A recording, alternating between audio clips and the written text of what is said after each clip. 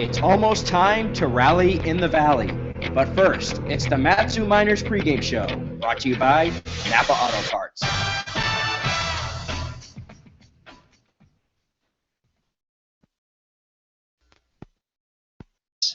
Here's the pitch. Swing, a high fly ball to deep right. It's gone! Another grand slam, and the Miners walk off with the win. There you hear it. Cam Newell, a walk-off grand slam last night, and the Miners win and beat the Chinooks 5-3. Second walk-off grand slam of the summer for the Miners as they play Game 2 of a 3-game set against the Chugiak Eagle River Chinooks tonight. I'm Austin Pollock. Emma Tiedemann to my right. Wow, just such a game last night. It really started with excellent pitching performance from Ryan Hendricks. That's so true. And also, Ryan Hendricks was on the mound for the Miners and Thomas Altamont on the mound for the Chinooks, and just both pitchers doing an outstanding job through the first 6 or 7 innings. Altamont went 6 innings, gave up 3 hits, struck out 6, walked 2, gave up no runs. Hendricks pitched through 7 innings, gave up 2 hits, 7 strikeouts, walked 6, and gave up only 1 run. So it was just back and forth until that last pitch of the game, pitch to the Cam Newell, sent it over the right field fence for the walk-off grand slam. The Miners have now won 3 straight. They've beaten the Oilers twice in a row, and now they've beaten the Chinooks one in a row. And It's not a row yet. No, not yet. I'm going to try to make it in a row tonight. And they send John Farindelli to the mound, and John's pitched well against the Chinooks, but other teams, it's not so much. But, I think that these guys, they're feeling that energy after last night's game, and something like that, knowing you've won 3 in a row and you win in a style like that, that's just huge for your confidence. Oh, yeah, and, the bases were loaded last night. They left bases loaded in 2 different instances throughout the game in 2 different innings. So whenever the bases were loaded again with 1 out, it was just kind of like, okay, are they going to leave them loaded? Are they going to bat in some runs here? What's going to go on? But then as soon as Cam Newell stepped onto the plate, he got the green light from Ben Taylor, the head coach, and just sent it flying. He worked the full count, fouled back the 3-1 pitch, made it a full count with 3 balls, 2 strikes, and then just hit that pitch. And as soon as you heard it, as we replayed it, you could just tell that ball was hit hard. And we're pretty sure it went into the fairgrounds, out into right field. And, that ball's probably still orbiting. Yeah, the fairgrounds, that is, that's not close. No. Well, it's 322 down that left field line and 345 in the alley. And I would say, probably where he hit it was, around 330 feet, but that's to the wall. But it definitely cleared it. Definitely way past that. As we're almost ready to go here, as Ben Taylor is making his way to home plate to exchange the lineup cards. And, a 5-3 win last night against the Chinooks. They get another look at them tonight. They'll face the right-hander Mike Fairchild. And let's bring you, actually, the Miners' starting lineup. It is Paul Pinachone. He is the leadoff man at shortstop. Cam Newell in there in right field batting second. Johnny Loker bats third.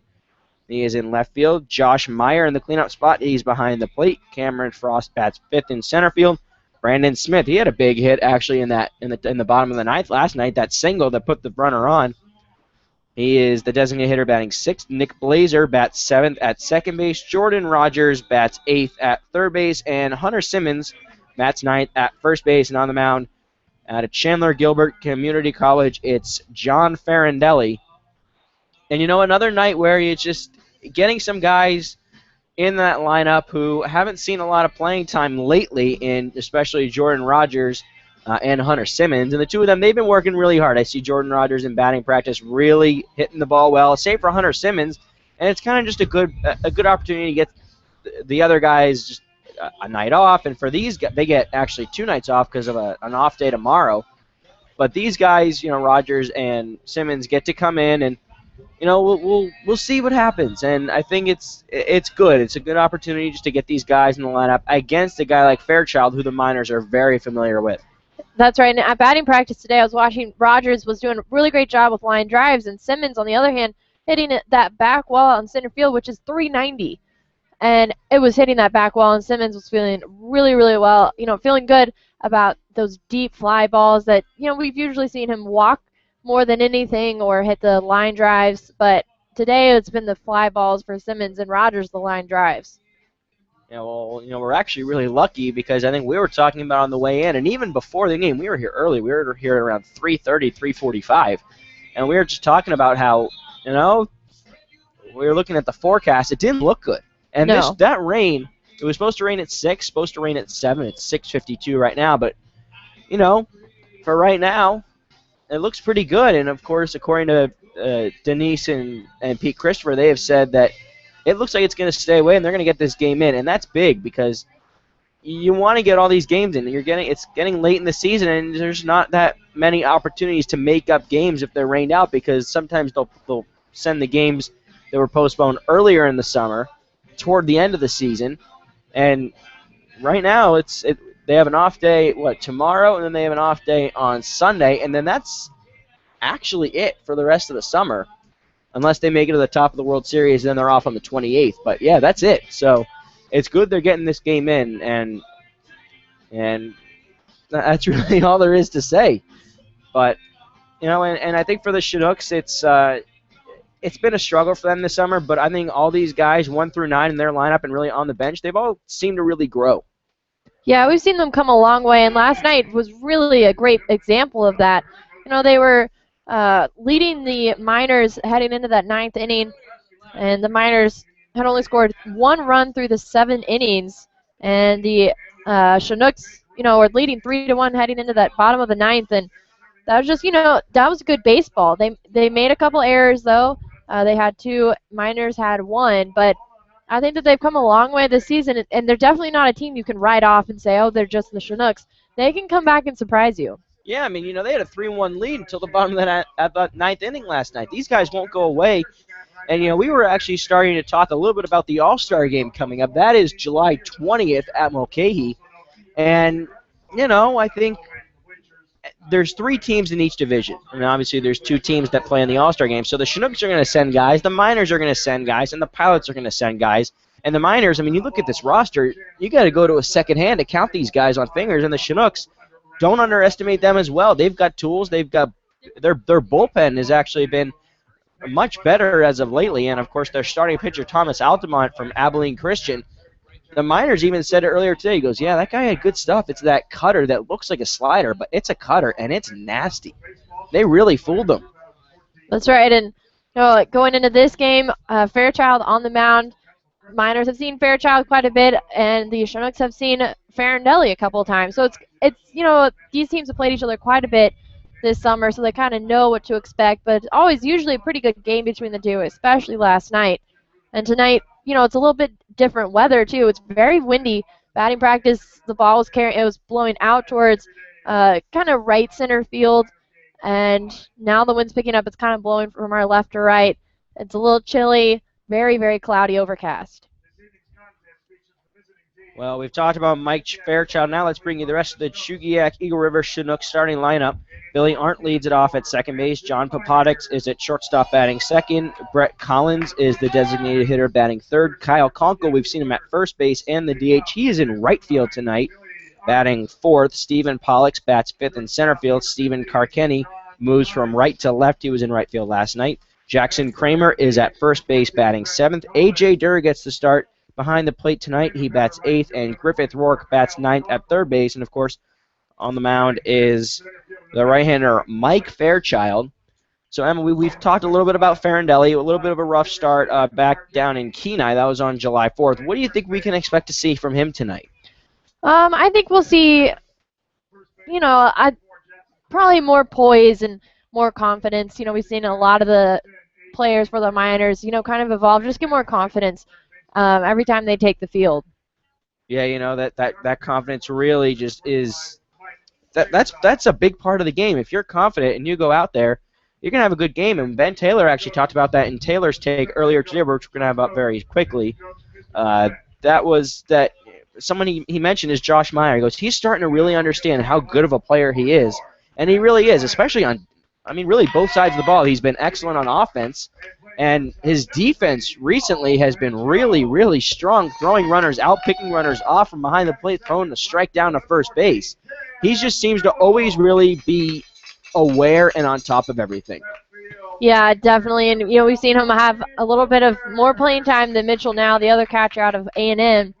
And, Meyer's just a fun guy to kind of watch, and he's not afraid to throw those runners out. It's kind of refreshing to see a catcher that's confident in his throws to second, to first, to third.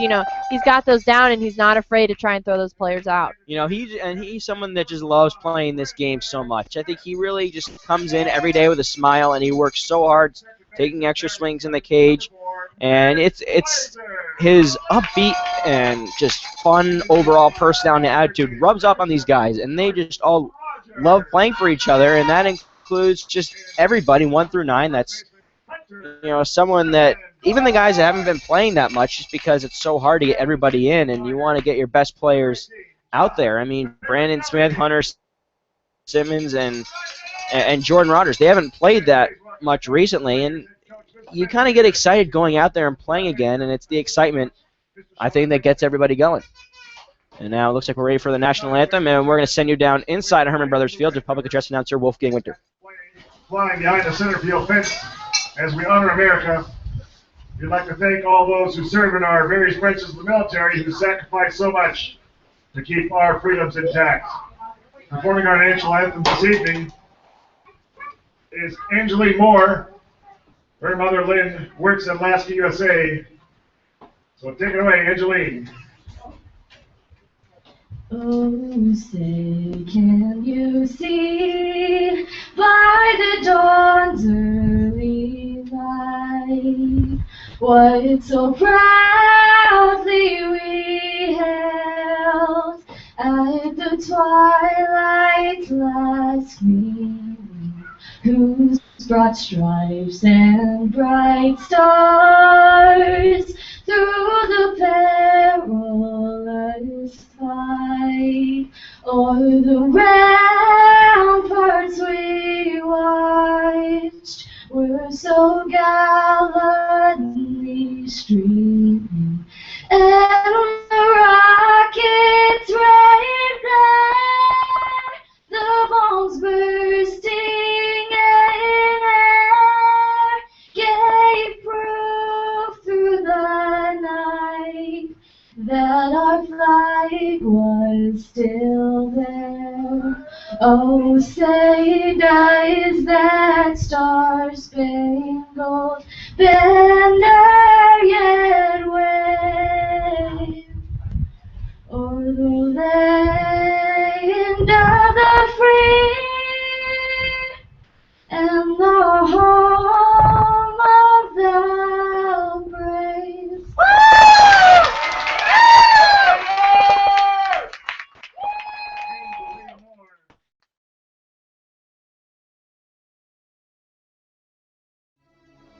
With championships in 2004, 2007, 2009, and 2010, the Miners are looking to bring a title back to the Mat-Su Valley. This is the longest championship drought in 10 seasons. 8 former Miners selected in the 2014 MLB draft, and head coach Ben Taylor is back for another season of baseball in the Valley. Here we go. Mat-Su Miners baseball on the Miners Radio Network. 2-0 pitch swung on, lifted to center field. Charging is Frost. Frost makes a diving catch. What a play by the center fielder. Sent out to deep right. Going back is James Navant at the wall. He will watch it go. High fly ball down the third base side. Going back for it. It's at the wall. Smith rounds first, heads to second. And it's in there standing for a leadoff double. Here's the pitch. Swing, a high fly ball out to deep left. Back goes Adam Manzer.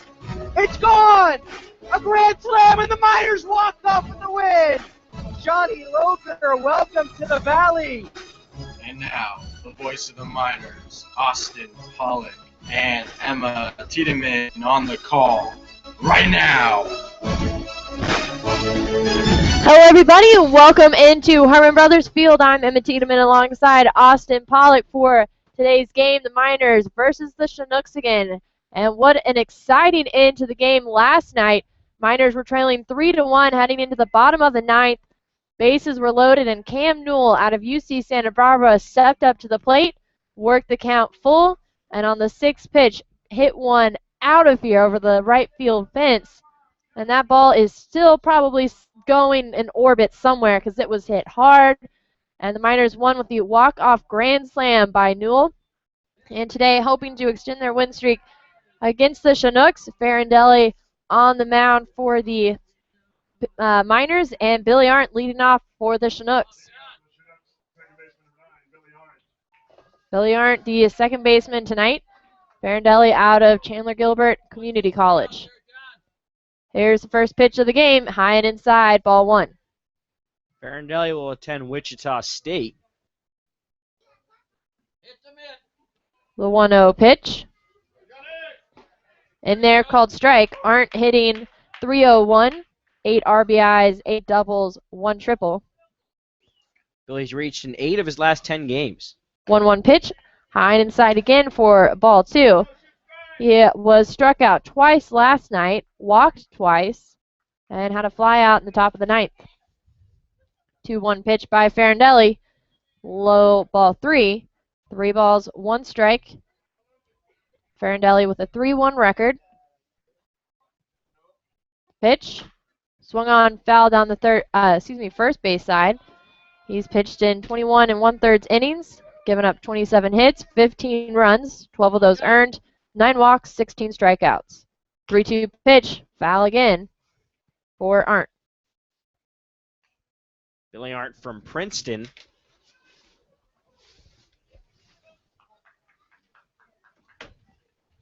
Three-two pitch by Farindelli, swung on to the shortstop Panachone, fields it, throw to first, and that's one away.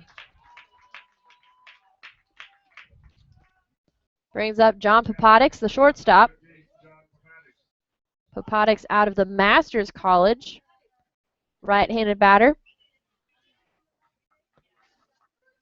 Popotix checks in .286 average with 1 double. Miners with the green tops tonight. Chinooks with the red. I haven't seen these red jerseys very much. First pitch to Popotix, blown away, ball one. Popotix yesterday had 3 flyouts, was walked, and was struck out. 1-0 pitch by Farindelli. Swung on, it's a deep ball into left field. Going back for it is Loker at the warning track, makes the catch. 2 away. Now, if you remember yesterday, first 2 at-bats for Popotix, he lined out to Johnny Loker in left, but that one had a lot more air and a lot more height on it. I thought it was gone. I did too, and especially with this wind, and kind of helped carry that ball that extra couple of feet. Hit high enough and at the right time with the wind gust to accompany it. It was definitely tailing to the right side with the wind was blowing. Actually, the American flag is stuck to that Alaska flag. Brings up Brett Collins, the designated hitter. First pitch a little outside for ball one. Collins bats left, throws right. 1-0 pitch outside for ball two. Collins the DH with 5 RBIs, 5 doubles. The 2-0 pitch by Farindelli over the plate, called strike. To Collins. Collins last night had 3 flyouts, a ground out, and a strikeout. Inside ball 3. Oh, that's actually going to be called strike. 2-2 count now for Brett Collins. Collins has struck out 11 times in 94 at-bats. 2-2 pitch, foul down the first base side. Stays alive with the 2-2 count. You know, it's really interesting. There are guys in this league that either strike out a lot or very rarely strike out, but there's really nobody kind of in the middle. 2-2 pitch. In there, called strike, catches that inside corner. 3 up, 3 down inning for Farindelli and the Miners. No runs, no hits, no errors, and nobody left on as we head to the bottom of the first. Miners and Chinooks tied at 0. You're listening to the Matsu Miner Radio Network.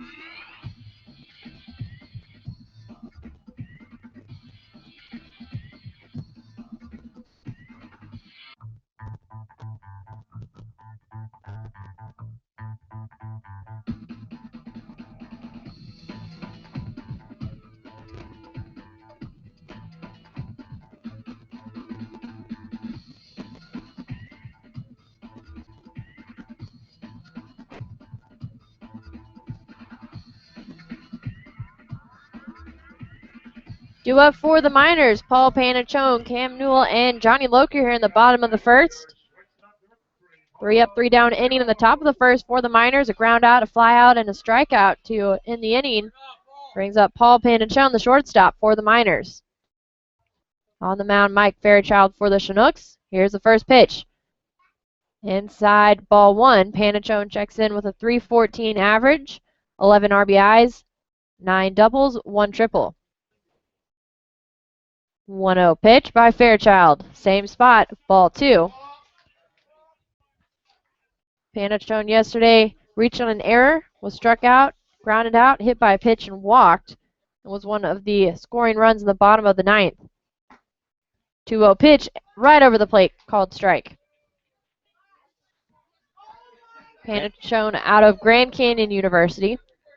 Paul's reached base in 25 of his 27 games. 2-1 pitch, swung on right back to the pitcher, gets past him, off the glove of Billy Arnthe, his second baseman. And Panachone able to reach base yet again.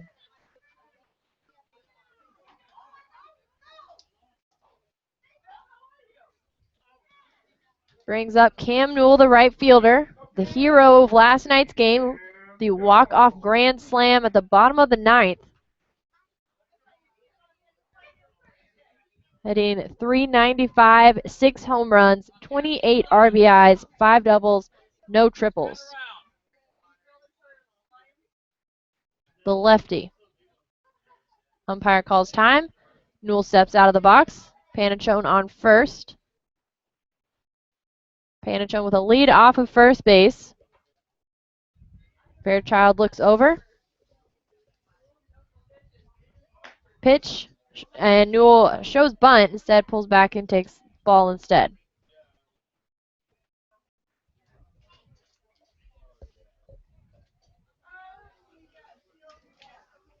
.1-0 count to Newell. Newell out of UC Santa Barbara. Fairchild sets. Throw to first. Panachone dives and is safe. There's a lot of Twitter love for Cam Newell last night. I woke up and there was just a lot of notifications on my phone. Well, I guess that's what happens when you hit a walk-off grand slam. Oh, yeah. Throw back to first again. Panachone safe.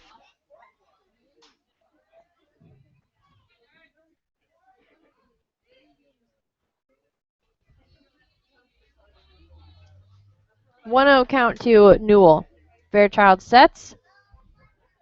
The 1-0 pitch shows bunt again and said it's outside, ball 2. You can probably hear the wind. Michael Fairchild, a teammate of Vince Arrobio out of Azusa Pacific. Sevi Romo, right? No, I'm blanking. University of the Pacific. Of the Pacific. 2-0 pitch, high and outside, ball 3. Now, Fairchild goes to Azusa Pacific, but that's college teammate of John Reed. That's it. I knew there was someone in Azusa. 3-0 count to Newell. Here's the pitch. Just over that outside part of the plate, called strike 1. You know, from what I understand, nobody has found the home run ball. I have no idea. I heard maybe that it hit somebody. 3-1 pitch. Panachone goes at first. The throw in by Durr. Slides in. He's out. Panachone looked like he kind of got a rough start there, and then Durr's throw was very, very accurate, and that removes the only base runner for the Miners.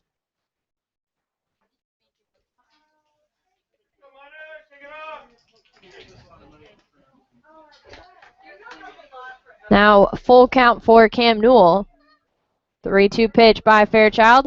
High and inside, ball 4, and Cam Newell will head to take his base on the first walk of the game by Fairchild. And last night, Newell was walked once in the 7th. Actually twice, once in the 7th, once in the 1st. That brings up Johnny Loker. Loker out in left field tonight, same spot as last night.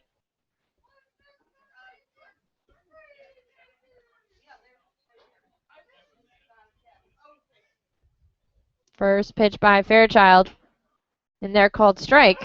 Loker out of Stanford hitting 400, 3 home runs, 7 RBIs, 3 doubles. Last night, 1 for 4. Fairchild sets, pitch, low ball 1.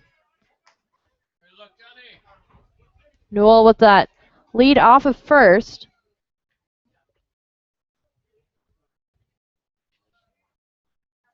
Fairchild sets, looks into his catcher, throw to first. Newell is safe. Carkini out in left and Conkle out in right, playing a little bit deep for Loker. Pollock, center fielder, playing a little shallow. 1-1 pitch by Fairchild. Swung on, foul back behind us. Strike 2.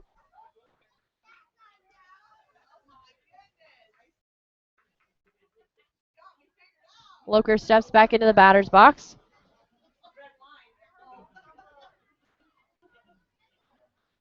One ball, 2 strikes to Loker. Here's the pitch, low and away, ball 2. Kind of gets away from Durr, and Durr scrambles, make sure that Newell doesn't head to second.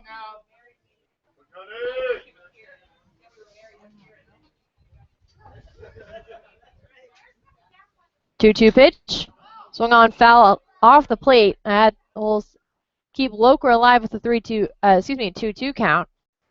Here in the bottom of the first, 1 away. As Paul Panachon was caught stealing. Newell on first, he was walked.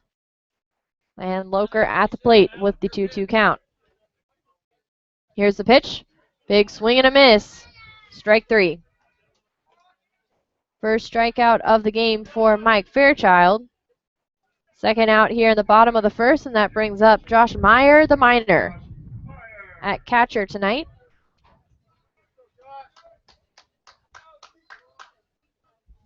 I understand there might be some audio issues, so please let us know what you can hear and what you can't hear. I think the crowd mic is not working.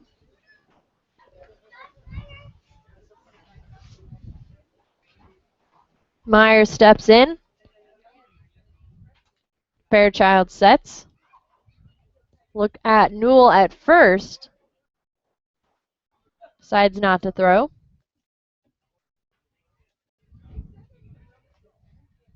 Fairchild sets. Here's the first pitch. High and away, ball 1 to Meyer. Meyer hitting .298, 1 home run, 4 RBIs, 3 doubles, 1 triple. Last night was 0 for 4 with a strikeout, 2 flyouts, and a groundout. 1-0 pitch swung on, foul down the third base side. Makes it a 1-1 count. Meyer out of Grand Canyon, along with Panachone, who led off, and Smith, who was designated hitting tonight. All 3 players out of Grand Canyon in tonight's lineup. 1-1 pitch, low and away, ball 2. Fairchild with maybe some control issues a little bit early on here. Not too bad, but just having trouble finding that strike zone and being consistent with throwing those strikes.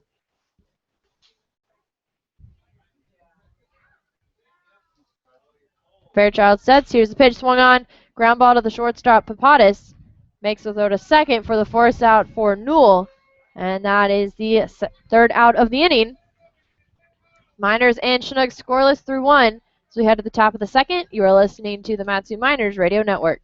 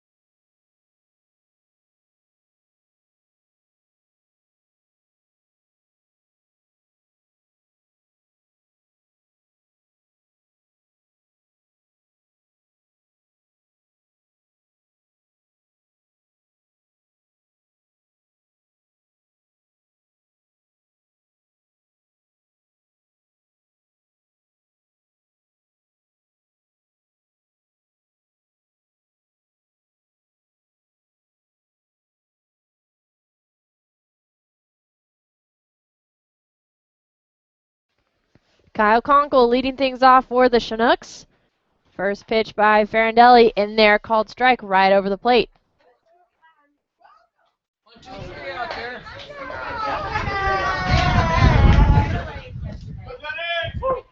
0-1 pitch in there, called strike 2. Now Farindelli up in the count, no balls, 2 strikes.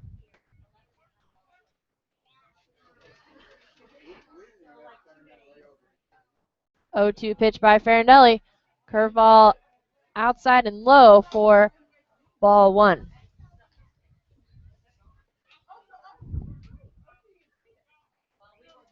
One ball, 2 strikes to Conkle. Conkle hitting .227, 11 RBIs, 3 doubles.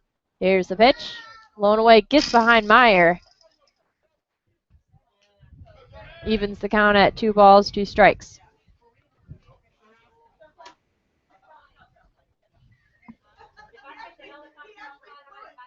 Two pitch. Breaking ball fouled back behind Meyer, and Meyer throws to first. He's safe.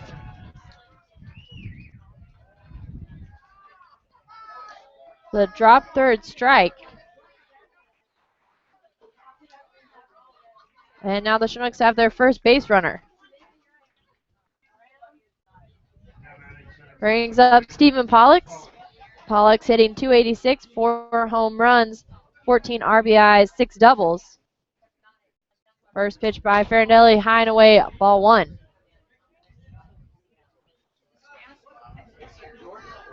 Pollux bats left, throws right out of Westmont College. Swing and a miss, strike 1.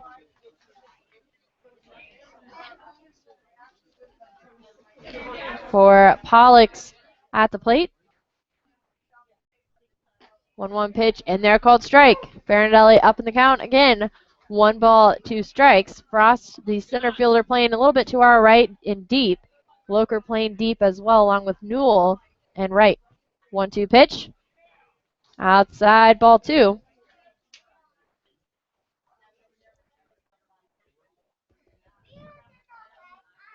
Farindelli sets. The 2-2 pitch. Breaking ball outside and low. Ball 3, now full count for Stephen Pollux. Trying to figure out what's going on with the crowd mic. 3-2 pitch, swung on, back to Farindelli at the mound. Throw to first, and he's out. Nice job by Hunter Simmons to keep his foot on the bag. Ball kind of was a little bit high over Hunter Simmons, but able to make the play, and that brings up Stephen Karkinney.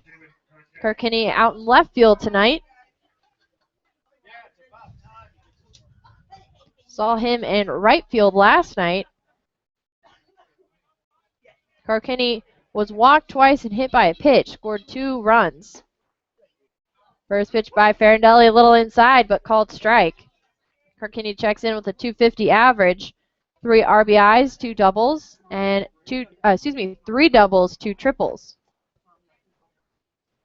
If you hear crowd noise, let us know, because for some reason it's not showing up on our screen that you can hear it. So we'll do our best to try to solve that. 0-1 pitch by Farindelli, breaking ball lifted into shallow left. That gets down for a base hit. The runners advance. Karkinney at first with the single. And Conkle moves to third.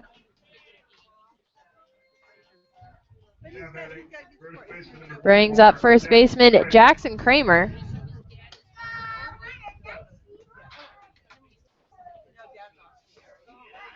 Kramer at first base last night. Was hit by a pitch in the second and then had a double, a single, and a ground out. The fourth, sixth, and eighth innings. Get him, John! First pitch lifted into center field, charging is Frost. That gets down for a base hit. And Conkle comes in from third, slides in, and scores a first run. The pass gets away from Meyer, but the runners stay, and Conkle scores the first run of the game. And Kramer with an RBI single. Another RBI for Kramer. Karkinney moves to second, and that's 2 singles in a row now by the Chinooks. And it's something I was talking about in the pregame show. You know, you can't write these Chinooks off just based on their average and their win-loss record. Brings up A.J. Durr, the catcher. First pitch by Farindelli. Swung on and lifted into left field. Charging is Loker. Takes a couple steps in. Makes the catch, and that's out number 2. And the runners head back to their bases to tack up. Big out right there for John Farindelli. You don't want to let any more runners cross the plate. Griffith Rourke, the third baseman, now heading to the plate.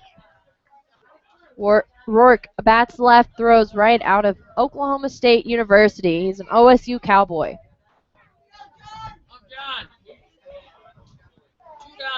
Farindelli looks in to his catcher, Meyer. Sets. First pitch. Swung on and lifted into right field. A line drive. And Carcini rounds third, heads into home to throw in. Not in time. That's 2 runs scored now. And Carcini able to make it safely to home plate. Kramer to second. And Rourke with an RBI single, the second one of this inning by the Chinooks. You know, the Chinooks aren't really going to hit that long ball. They're not going to hit the ball hard. They're not going to hit it, but they're going to get it down to get the runners in. We've seen a lot of RBI singles from them. That's usually what they do. So now the Chinooks lead 2-0 here in the top of the second. Back to the top of the order with Billy Arndt. Farindelli pitch. Inside, called ball 1.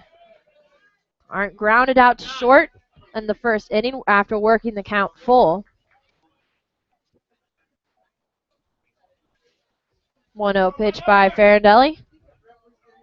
Low and away, ball 2. Arndt out of Princeton University. Bats on the right side of the plate. 2-0 pitch. Little outside, ball 3. Farindelli now down in the count. 3 balls, no strikes to Billy Arndt.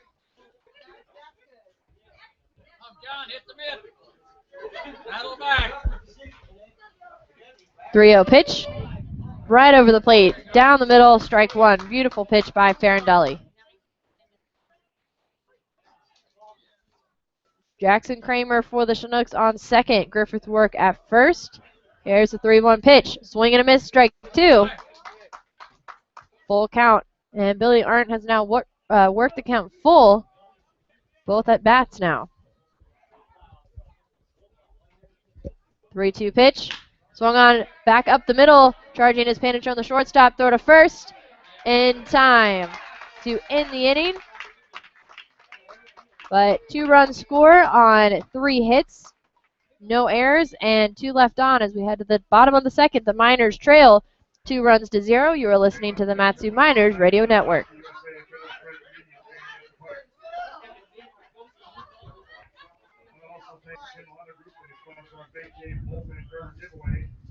And Cindy Heals Allstate Insurance Agency sponsors our 7th-inning stretch. I want to remind you folks that there's a Wheelbarrow Booze raffle ticket that's available for you, and for purchase only $5 a ticket, or 12 tickets for $50. They're available at the beer shack. Again, you get all the contents of the wheelbarrow and the wheelbarrow.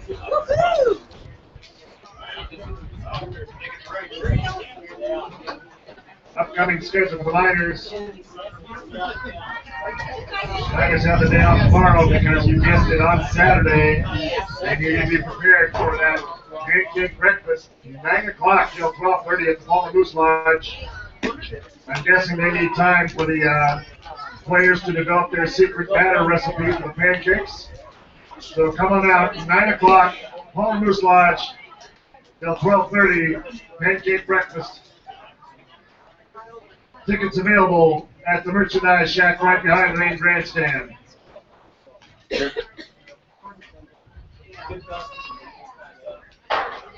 Alaska Railroad and Operation Lifesaver would like to remind our friends and neighbors when approaching a railroad crossing, always expect the train. Remember, folks, look, listen, and live. And leading off for your Miners, center fielder number 22. Bottom of the second, we'll see Frost, Smith, and Blazer. Chinooks scored 2 in the top of the second. Miners trail 2-0. First pitch to Cameron Frost, shows bunt, pulls back little high, ball 1. You can hear that wind. It is very windy here in the valley. But you can see the mountains again. The clouds aren't that low. 1-0 pitch. Swung on. It's a deep ball into left center field. Going back for it is Pollux. And Pollux, Karkini miscommunicate. Frost with the double. Reached on the air, and Karkini and Pollux is one of those situations where they both look at each other thinking the other guy's going to get it, and neither one does, and it just literally dropped right in between the two outfielders. Karkini, the left fielder, Pollux, the center fielder, and with Frost speed, he was able to make it to second. And that brings up Brandon Smith, the designated hitter. Smith hitting .213. First pitch, bunt down the first base side, and reaches. Another little miscommunication there by the Chinooks. Now runners on the corners, Frost on third and Smith on first. And quickly the Miners are putting runners on, hoping to catch back up. This team does not like to be down, and brings up Nick Blazer. Blazer last night was 0 for 4. Tonight at second base out of Cal State Northridge. Fairchild sets. Here's the pitch. Right over the plate, called strike. Blazer hitting .288, 7 RBIs, 2 doubles. With Frost on third, he reached on a double, and Smith at first reached on the single. Throw to first to Smith, dives safe.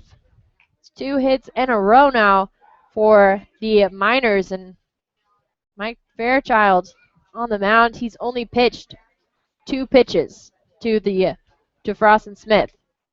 0-1 pitch by Blazer, lifted into shallow right center. Frost scores. Smith around second, heads into third, and Blazer heading into second, slides in and is safe, and Smith decides to take it in and run it, another run in, and just like that, the Miners are tied back up with the Chinooks at 2 runs apiece. Excellent, excellent, excellent heads-up baseball by the Miners right there. You're paying attention to the defense, and you're paying attention to where they're throwing that ball. So Frost scores, Smith scores, and Blazer with the 2-run double. And 2 out of the 3 hits have been for extra bases by the Miners. That's going to bring out pitching coach Chris Beck. Talk with his pitcher Mike Fairchild, who this has been kind of a rough start to the bottom of the second if you're a Chinooks fan, but the Miners just getting things started here early, and Frost, Smith, and Blazer 3 hits in a row with Jordan Rogers at the plate and Hunter Simmons on deck, and there's still nobody out. I think it's just a weird inning, especially right there. That's, you know, when it's a weird inning like that, that usually just means heads-up baseball.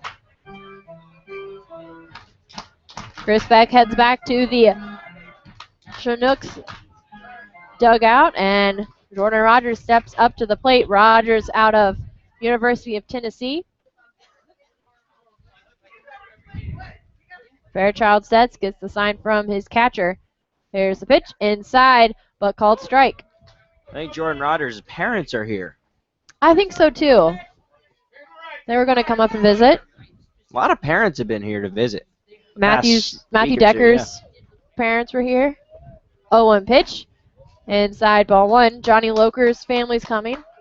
Cameron Frost's family, I don't know if they're still here or if they just left. I think they're still here. I think I saw Wow. them today. John Farindelli's family was here. Alaska's a little far from Massachusetts for my family. 1-1 pitch. Swung on back up to the mound. Fielded by Arndt, the second baseman. Throw to first. And Rogers is thrown out, but Blazer advances to third.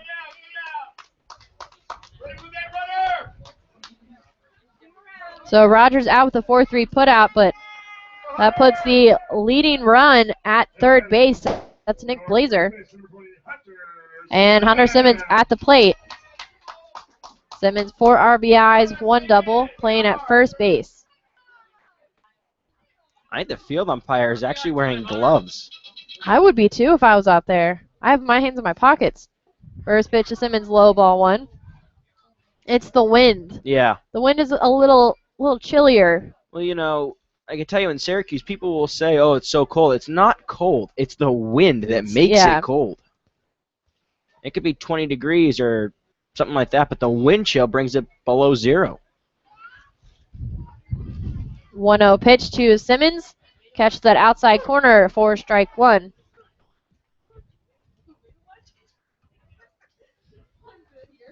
So if you are a parent about to make their journey up to Alaska, bring layers. And let us know. Love to meet you. 1-1 pitch. Lifted into right center field. That gets down for a base hit. And Nick Glazer scores the leading run. Miners now lead 3-2. Simmons with the RBI single, and back to the top of the order with Paul Panachone. 4th hit of the inning, and that's huge. I mean, it shows that these guys are really capable of swinging the bat and getting runs in, and you need that when you're down. And, Ben Taylor said it today. These guys don't like to lose. When they're down, they're coming back. Fairchild sets. First pitch to Panachone, puts it down the third base side for a bunt. Work scoops it up. Can't make the throw in time. And moves Simmons to second and Panachone to first on the single. Boy, it's that small ball that we've just learned so much about, and we haven't seen much of it, and it's starting to pay off right now. Brings up Cam Newell. Newell was walked in the first. Worked the count full. And Conkle out in right field playing extremely deep. Yeah, very deep. Almost probably 5 to 10 steps from that track. First pitch. Gets away from the catcher. Simmons heads to third. The throw over the head of the third baseman, Billy Rourke. And Simmons will head home. So Simmons scores on the error. And Panachone is able to move up to second.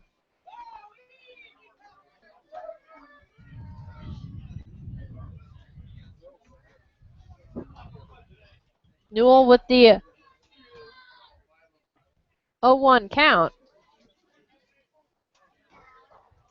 And that's going to be an error on the catcher, A.J. Durr. Now the Miners lead 4-2 over the Chinooks. Fairchild sets. The 1-0 pitch. Inside ball 2 to Cam Newell. Newell came into the game hitting .395, 6 home runs, 28 RBIs, and 5 doubles.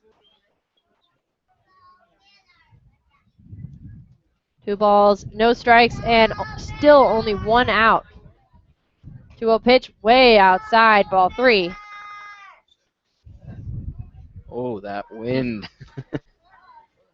I think this is, it can tend to get pretty windy up here. I see someone with a Patriots jersey. Look at that. I like that.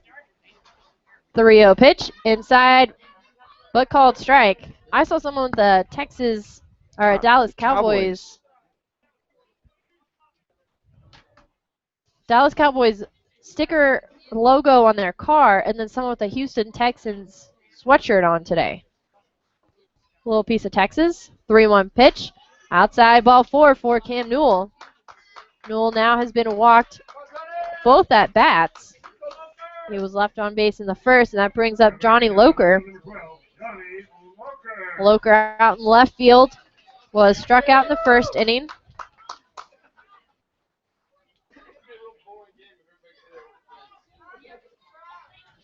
Comes to the plate with Panachone at second and Newell on first. Johnny likes these situations with runners on.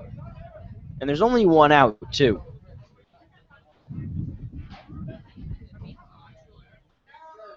First pitch by Fairchild is in the dirt. Panachone and Newell head to third and second respectively. And that moves the runners on the wild pitch.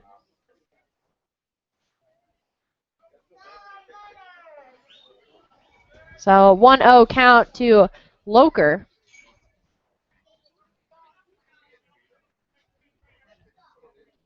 Newell with a lead off of second. 1-0 pitch, swung on, ground ball foul down the third base side.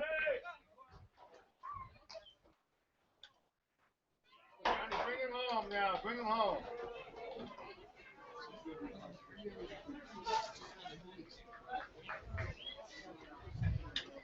1 ball, 1 strike, and 1 out here in the bottom of the second. Fairchild sets. Pitch, swinging and a miss, strike 2. Loker now with the 1-2 count. Getting some batting advice from Ben Taylor, the third base coach. Pretty good gap in left center as the center fielder Pollux is a few steps toward right center. Johnny loves that left center field gap. Never really see him go opposite way. 2-1 pitch. 1-2 pitch.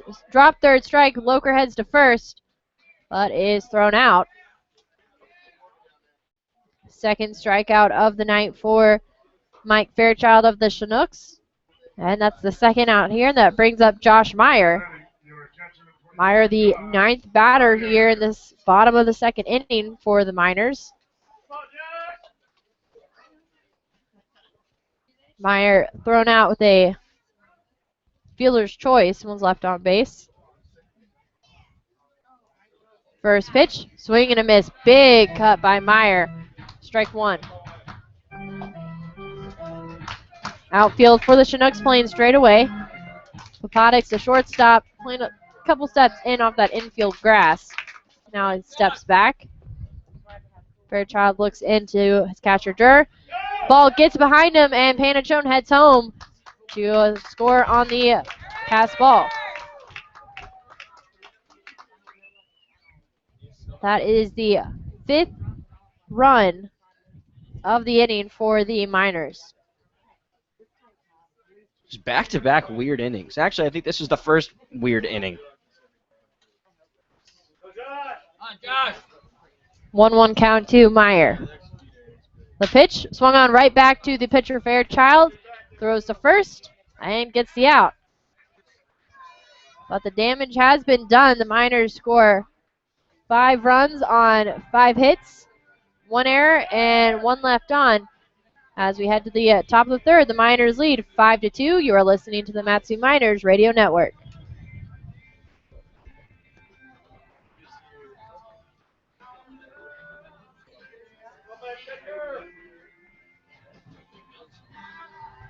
Hey folks, you want to get in on the program prize this evening? Real special one. Courtesy of Alaska USA Business and Commercial Services, a Miners autograph bat. Signed by our players. So you want to go to the merchandise shack there, pick up the program. Buy lots of stamps. Drawing will be held around inning 7 or 8. Again, autograph bat, tonight's program prize.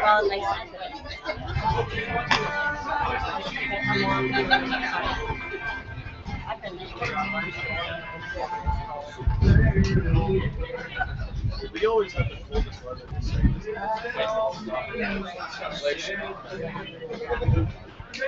So what days are you guys off? Well, we are. I don't Go Johnny!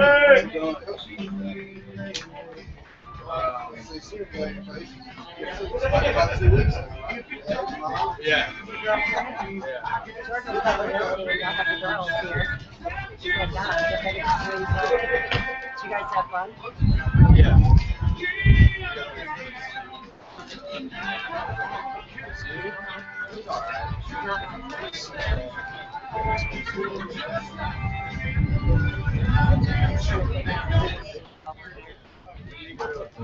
Oh, for sure. Come on in! Leading off for the Chinooks here in inning number 3, shortstop number 15, John Papadix. John Papadix starts the 3rd inning for the Chinooks against the right-hander John Farindelli. I have Chandler Gilbert. Papadix flew out to left in the first. It's a very deep ball. Miners lead the Chinooks 5-2. All scoring has come here in the second inning. First pitch, fastball up and away, ball 1. Hear that pop in Meyer's glove. Chinooks scored 2 in the top half of the second. Miners 5 in the bottom half. 1-0. Breaking ball just got that inside part of the plate, and it's 1-1.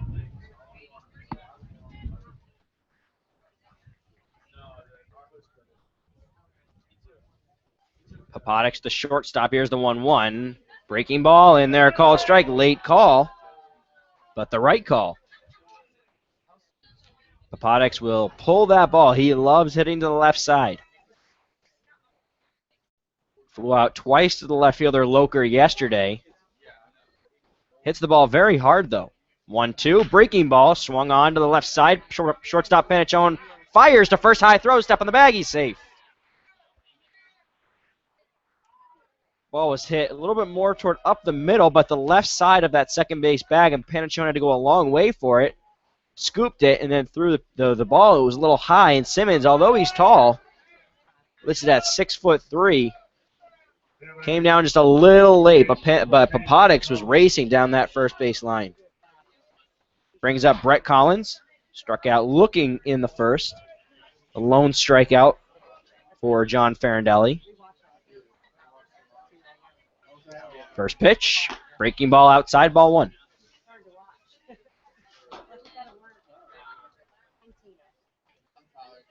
Brett Collins out of Vanguard. 1-0. Swung on foul right back to the screen, 1-1.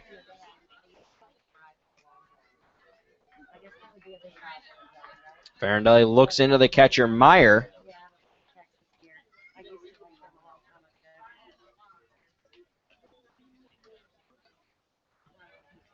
One. Fastball low, ball 2, 2-1.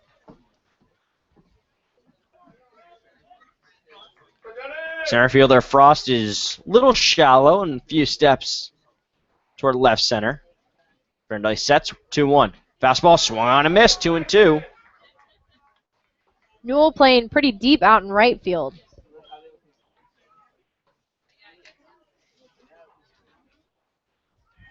You know, Loker is just about, he took a couple steps in as Collins swings and misses for strike 3. Got a breaking ball from Farindelli, and that's the third strikeout for the right-hander.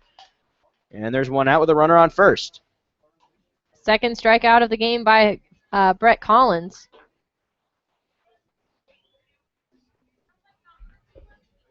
Brings up Kyle Conkle. First pitch, fastball inside, ball 1.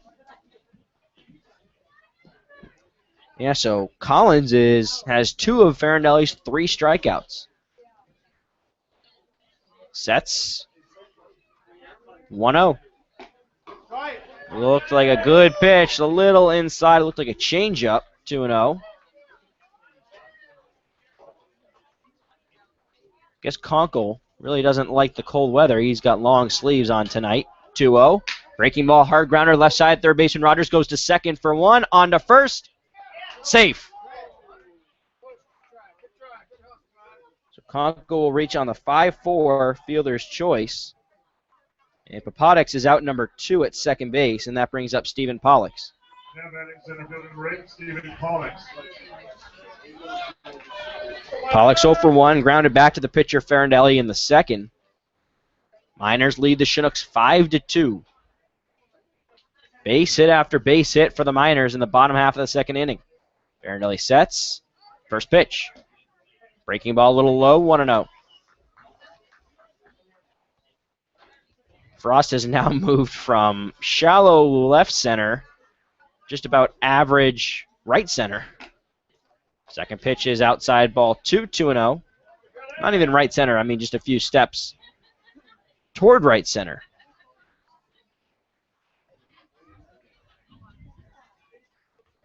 Here's the 2-0 pitch. Breaking ball. Kisses that outside corner, 2-1.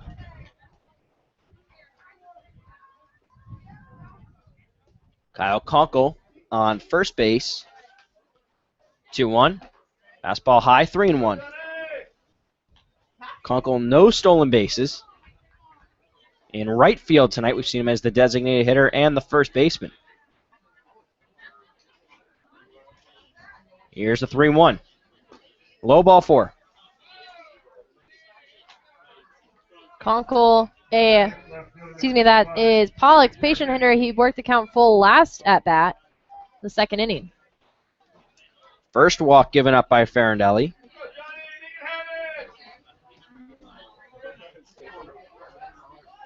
Seventh base runner for the Chinooks, and that brings up Stephen Carkenny, singled and scored in the second. First pitch, fastball in the dirt, scooped by Meyer. All runners stay put. 1-0 on Carkenny. Played right field last night. He was the one who just looked up and watched that Newell grand slam go. He didn't even take a step. Not a He step. knew it was gone. Not a step. Farindelli with a long look into the catcher, Meyer. He sets. Kicks, 1-0. Slider missed a little low, 2-0. Farindelli, another one of those pitchers that works very quickly. Hendricks, Stubblefield. Those are two. 2-0 pitch. Fastball sweeps across the plate. That's ball 3 is Nick Blazer and Hunter Simmons. Blazer actually came racing in, and Simmons sort of just jogged at his own pace to talk with Farindelli. 3-0 on Carkenny with 2 outs, runners at first and second. Here's the pitch. Fastball, low ball 4. I don't think Farindelli liked the call as Meyer, as well as pitching coach Brad Baker, out to talk with Farindelli. Now the bases are loaded with 2 outs. Yeah, Farindelli, after that pitch kind of held it there, held his follow through, expecting it to be a called strike, and it was called ball 4 and brings the whole infield in. Yeah, that's some teams we see that when the pitching coach or even the head coach come to the mound, it's usually just the catcher that goes out there, but sometimes, especially with the minors, it's usually just the entire infield. Too much of a trip for the outfielders. Yeah. And the umpire wants to get this game going, not giving them a lot of time out there. As meeting is over, Brad Baker making his way back to the dugout. Jackson Kramer stands in from the left side with the bases loaded. Single and an RBI in the second inning. Open stance, first pitch, fastball, and there a called strike. 0-1 quickly on Kramer with 2 outs and the bases loaded, and the Miners lead the Chinooks 5-2. Decent crowd on the first base side. A 1 pitch. Fastball inside. 1-1. Stephen Pollock's at second. Carkenny at first, and Conkle at third base. Farindelli looks in. Here's the 1-1. Swing, hard grounder off the glove of Farindelli. Up the middle, Panachone has it. Throws off balance to first. In time, Farindelli gets out of a jam. And the Chinooks leave the bases loaded. And we're through 2.5, and the Miners still lead 5-2 on the Matsu Miners Radio Network. It's no runs on 1 hit, no errors, and 3 men left on.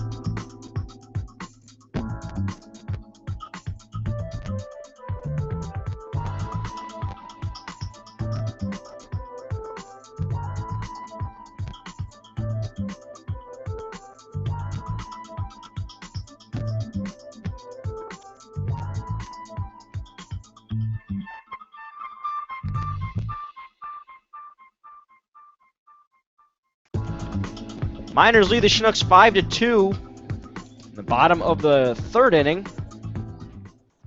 Defensive changes for the Chinooks.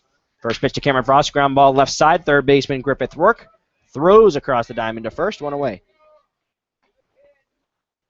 That is now James Navant in right field out of Notre Dame. That brings up Brandon Smith. Reached on a bunt single in the second inning and scored on the Blazer double. Navant playing deep in right now. He's coming in. First pitch from Fairchild. Fastball outside, ball one. Navant out of the University of Notre Dame. Fairchild looks in. Glove at the face. Kicks. 1-0. Inside. 2-0.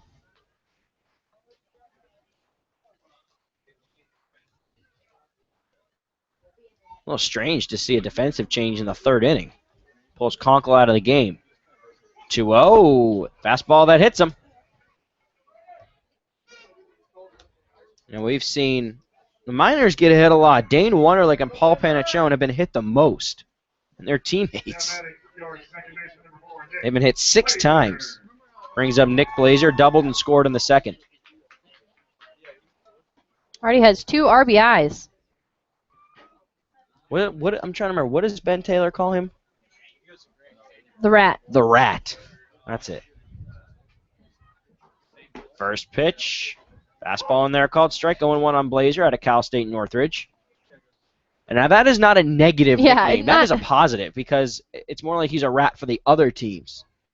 Does that make any sense? No. No? I'll explain it in a second. 0-1 check on Smith at first. You know, other teams would say, oh, he's a rat. He's small, and he just kind of finds his way on. You never know where he is, and that makes sense. He's quick. There we go. There it is. 0-1 on the Rat. Nick Blazer. 0-1. Swing grounder under the glove of the third baseman Rourke into left field, the base hit. Smith around second, heads to first, to third, to the throw in. Rourke has it, and it gets away from him, and Blazer is into second again. Be a single for Blazer and then to second on the throw. So now runners in scoring position with 1 out. Blazer on second, Smith at third.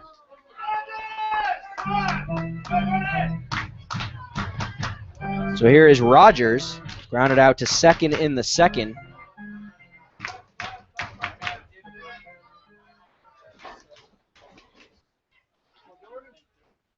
Good RBI opportunity for Rogers. First pitch, fastball low, ball 1. Rogers grounded out in the second inning, but moved the base runners into scoring position to help them score those tying and leading runs. 1-0. Breaking ball inside, 2-0.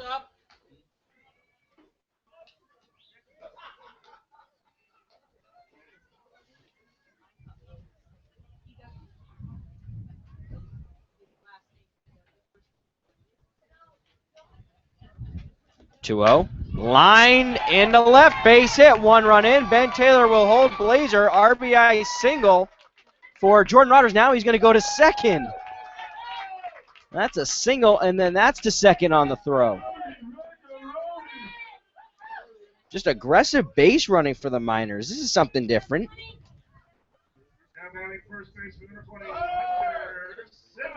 Brings up Hunter Simmons, singled and scored in the second. 6-2. Hit attack for the Miners here. There's no evidence of them letting up either. First pitch, breaking ball low to Simmons. Oh, but it's a called strike. I don't know about that one. Looked a little low. Well, it's And 0-1. inside. Yeah, it's 0-1. Third baseman Rourke, and actually the entire infield in. 1 away. Pitch in the dirt. Everybody stays 1-1. That is a ball. Yes. Simmons had that RBI single in the second and also scored a run.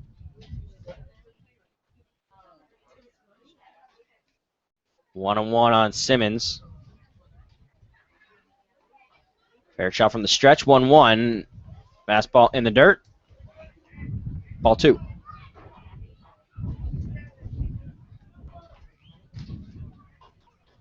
Infield in.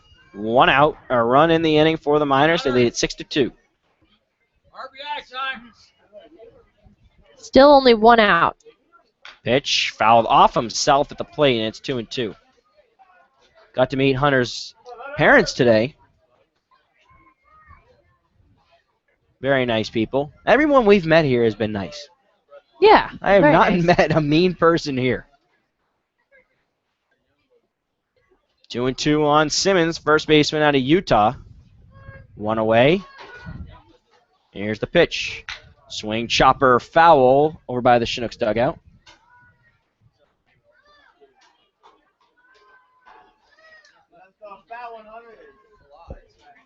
Two and 2 on Simmons with 1 away. Runners at second and third. Blazer at third. Rogers at second.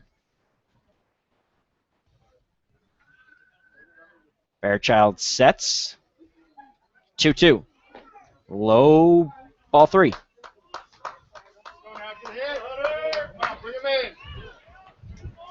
That patient batting by Simmons now with a full count. But he does say that sometimes he's a little too patient. But he works the count full, and that is patient. 3-2. Chopper left side into left center, a base hit. Blazer scores. Here comes Rogers, and 2 runs in, 2-run single for Hunter Simmons. The Miners lead it 8-2. You know, they're not big hits. They're just singles. They get the runners on, they single, next guy singles, maybe a walk. And this is just how you score runs. Brings up Paul Panachone. Already 3 RBIs for Hunter Simmons. It's the bottom of the order. It's been productive. First pitch to Panachone. Fastball on the outside part of the plate. For strike 1, 0-1. Miners lead 8-2. Here in the bottom of the third. 0-1. Line to second on a hop to second. Throws to second base. And they get the out there. But Panachone will reach it first on the fielder's choice. 4-6 fielder's choice. And Simmons out. Number 2. That brings up Cam Newell. He's been on base twice. He has walked twice. That was a hard hit ball to the second baseman, Billy Arndt. Took it on a hop. Gobbled it sort of in his gut. And just flipped to the shortstop, Papadix, who was at second base. But definitely just no time to get Panachone. He flew down that first base line. Here's the first pitch to Newell. Breaking ball, and they're called strike. Newell's been walked his past 2 at-bats and even worked the count full in the first inning. Worked it 3-2 count, 3-1 count in the second. 0-1. Fastball. Little low and in, but a called strike. Maybe just nipped that corner. 0-2.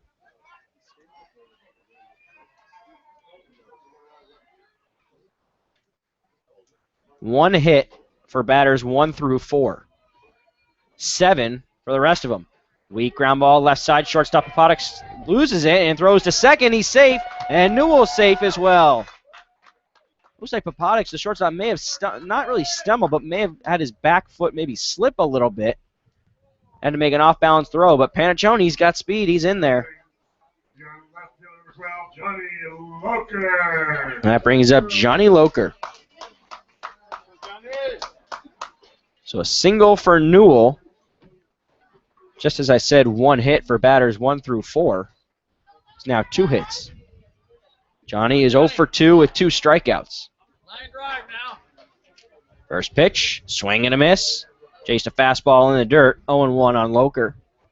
Don't help him. Johnny out of Stanford.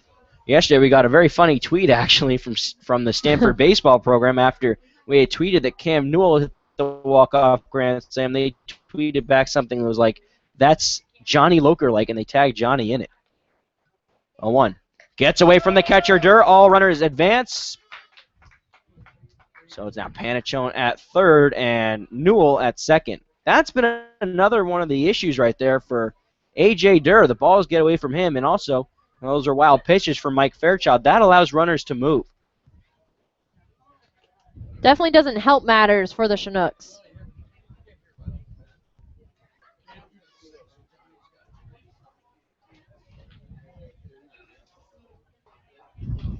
Johnny with a 1-1 count. Here's the pitch. Lined, and ooh. Almost caught Ben Taylor. I think just hit him in the foot. Might have. May have gotten the ankle. That was a hard hit ball, though. He seems to be walking around fine. I don't think it got. I think he jumped right over it. Maybe he just sort of skidded across his foot or something. 1-2 on Loker. Our grounder over by Ben Taylor again, and BT's sort of just staring him down. You know, BT's certainly not warm out there. He's probably got 7 layers on and the batting gloves. He's from Arizona, so big change for him. 1-2. Here's the pitch. Swing, weak grounder, foul first base side. Still 1-2 on Loker.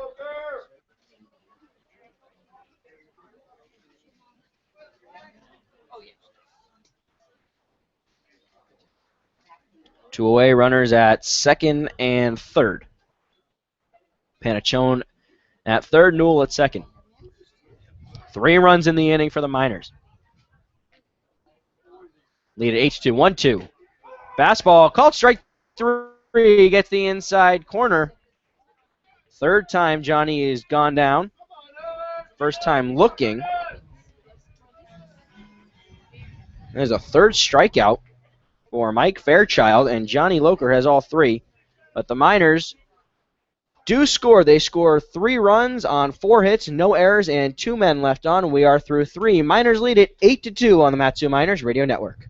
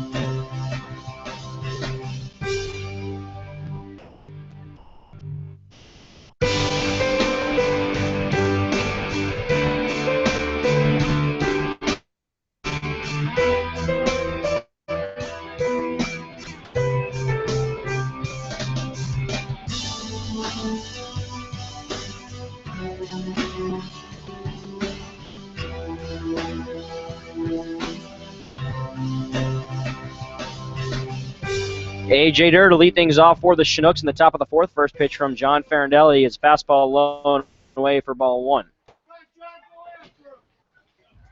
3 runs, 4 hits, no errors. 2 men left on for the Miners in the bottom of the 3rd. 1-0 pitch to Durr. Check swing. They'll check it first. Did not go. 1-1, 2-0. A.J. 0 for 1 flew out to left in the 2nd. Durr entered tonight's game 2 for 25. 3rd pitch is a change-up low ball 3.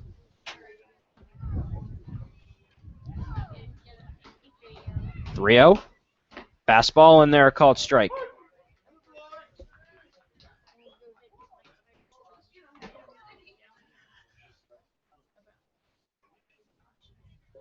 Sliced foul over by the Miners bullpen. And full count 3-2.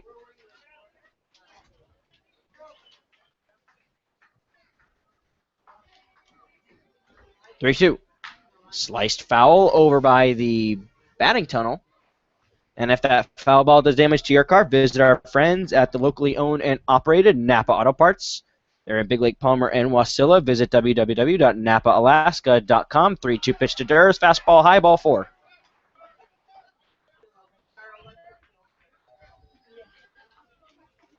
Third walk given up by Farindelli. That brings up Griffith Rourke. Griffith, another guy with the long sleeves. Rourke singled in the second. I'd be wearing long sleeves if I was down there playing. First pitch. Fastball a little upstairs, but called strike 0-1. I think I would probably go with the one sleeve down and the other one not. Kind of like Hunter Simmons has. 0-1. Fastball outside, 1-1. I'd wear a jacket if I could out there. Field umpire, I think, is wearing a jacket. Home plate umpire is not. 1-1. Swing and a miss. 1-2. Looks like a changeup from Farindelli. Nobody out. Runner at first. Miners lead the Chinooks 8-2. Here in the top of the fourth.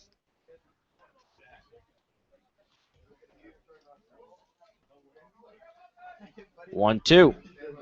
In the dirt, and the runner Durr off at first, and he is in safely.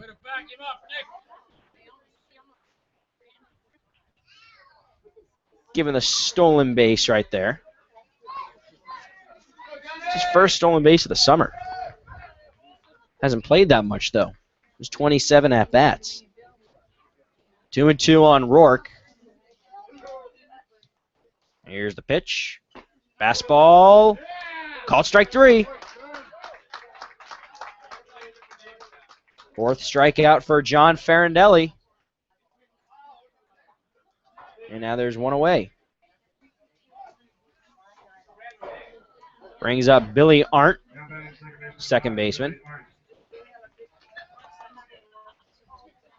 Pitch. A little bit of a breaking ball in there for a called strike, 0-1.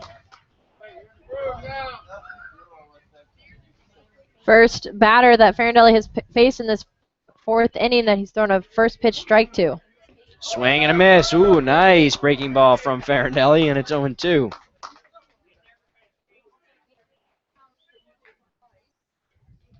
Runner at second base is A.J. Durr with one out. Here's the pitch. Another breaking ball. That's into right center, down for a base hit. John Groth will hold A.J. Durr at third base. That is a single for Billy Arndt. His first hit of the night was previously 0 for 2 with 2 groundouts to short. And that brings up John Papadix.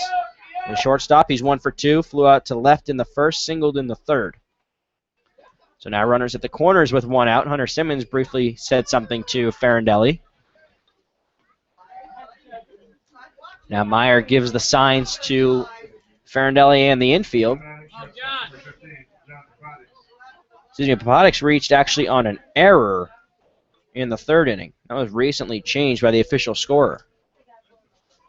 That would be Emma. Slider from Farindelli just hits that outside corner for a called strike, 0-1. Miners lead the Chinooks 8-2. Scoring early, that's been the key. 0-1. Breaking ball, weak grounder, back up the middle, charging Panachone, takes it barehanded, throw to first. Safe, and a run in. Ends up being an RBI single for Papadix. And it is A.J. Durr who scores the third run of the night for the Chinooks. I think that Papadix kind of caught the tail end of that breaking ball. That's why it was such a weak grounder. And Panachone just not able to get there in time. It was really a far ground ball away from Panachone at short. That brings up Brett Collins, designated hitter, 0 for 2 with 2 strikeouts. One looking, one swinging. First pitch, swung on, fouled off to the left, out of play. 0-1 on Collins out of Vanguard. Struck out looking, that was in the first, and swinging, that was in the third. Runners at first and second. Papadix at first, Billy Arndt at second. Pitch fastball, hard grounder, picked by Rogers, goes to second for 1, on to first. Double play! Oh, John Farinelli gets out of another jam, and he's looked pretty darn good. Excellent defense for the Miners as well. And that is 1 run, 2 hits, no errors, and 1 man left on. We're through 3.5. The Miners lead 8-3 on the Matsu Miners Radio Network.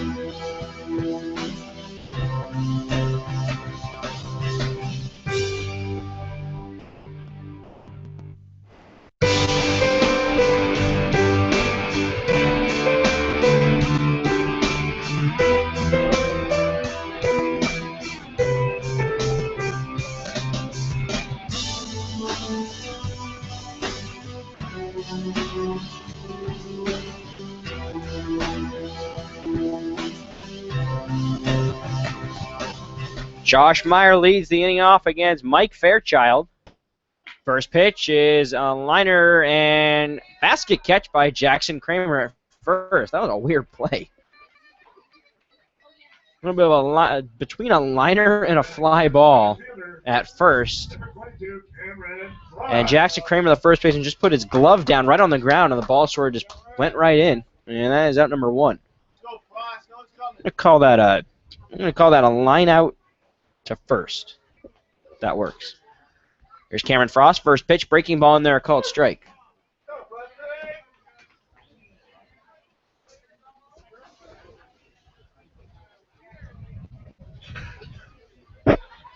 Oh, 1. Fastball hits the outside part of the plate for strike 2. Frost with a double in the second and scored, and then grounded out in the third. 0-2 on Frost. Here's the pitch. High fly ball to deep left, going back Carkenny in front of the track. Now takes a few steps in and makes the catch. Wind blowing to the right. Hit that ball very well. If there's no wind, I think that gets out of here. Yeah, definitely had the height and the power too, but I think the wind kept it in. Brings up Brandon Smith. He's been on twice and scored twice. Reached on a bunt single in the second and scored on the single by Nick Blazer. Swing and a miss at first pitch. Breaking ball, 0-1. And then he scored in the third when he was hit by a pitch. 0-1. Here's the pitch. Fastball, a little high, 1-1.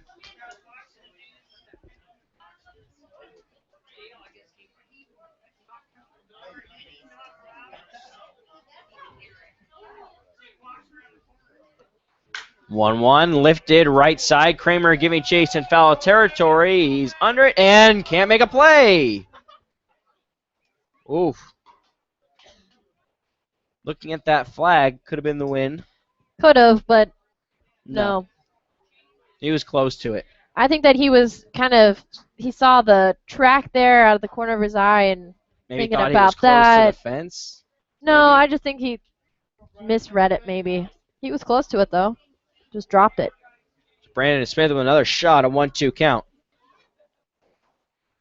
Here's the pitch from Fairchild. in the dirt, stopped by Durr, 2-2. Now this sort of starts the bottom half of that inning, of the lineup. Kind of have to see maybe if that play right there in Falaturi ends up hurting the Chinooks. 2-2 pitch. Fastball and off the cleat of the catcher Durr and goes all the way to the Chinooks dugout, and it's ball 3, 3-2. I think that sort of just got the bottom of the cleat. Sort of ricocheted off a spike. Fairchild glove at the face, kicks 3-2 pitch. Fouled off behind us. And everyone better look out. 3-2, 2 outs. Miners lead the Chinooks 8-3 in the bottom of the fourth. 5 runs in the second, 3 in the third. Here's the 3-2 again. Fly ball to shallow right center. Pollux and the right fielder Navant, and it's Navant who takes care of it for out number 3. It's a 1-2-3 inning for Mike Fairchild. No runs, no hits, no errors, nobody left on. The Miners lead the Chinooks 8-3 as we head to the 5th on the Matsu Miners Radio Network.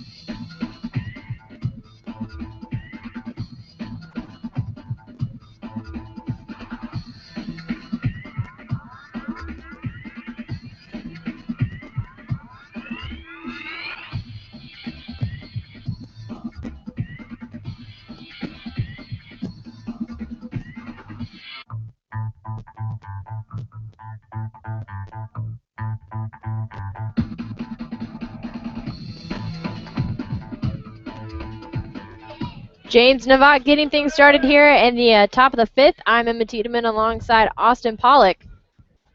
Navant playing out in right field, taking over Kyle Conkel's spot. First pitch by Farindelli shows bunt, puts it down the third base side, charging as Rogers scoops it up, throw to first. In time, he's out. Great hustle play by Jordan Rogers, the third baseman.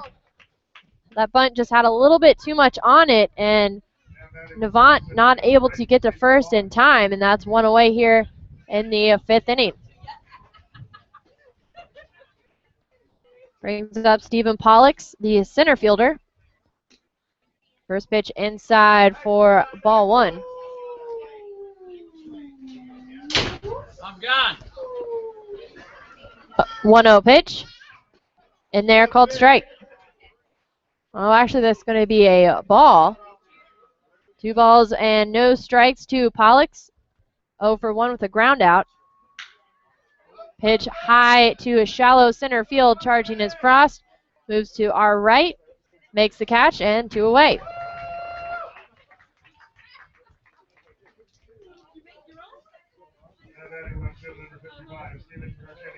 Brings up Stephen Carkinney, had a single and scored in the second, then was walked and left on base in the third. Carkinney, the right-handed batter out of the Masters College. First pitch called ball by Farindelli. Carkinney with 3 RBIs. 1-0 pitch lifted into right field and caught by Cam Newell, the right fielder, and it's 3 up, 3 down inning on 4 pitches by Farindelli. As we head to the bottom of the 5th, the Miners lead 8-3. You're listening to the Matsu Miners Radio Network.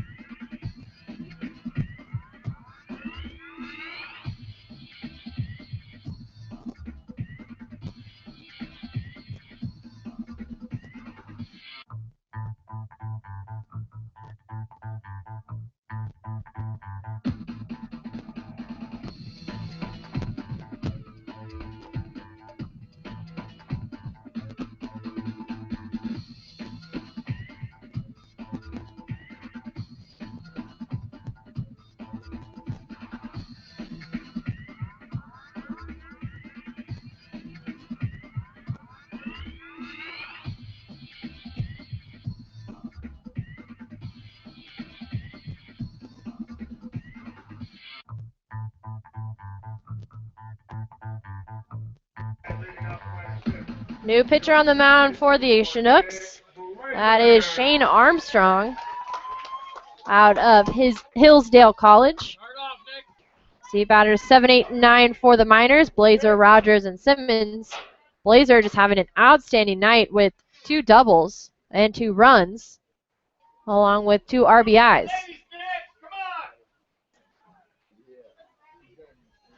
Blazer steps in.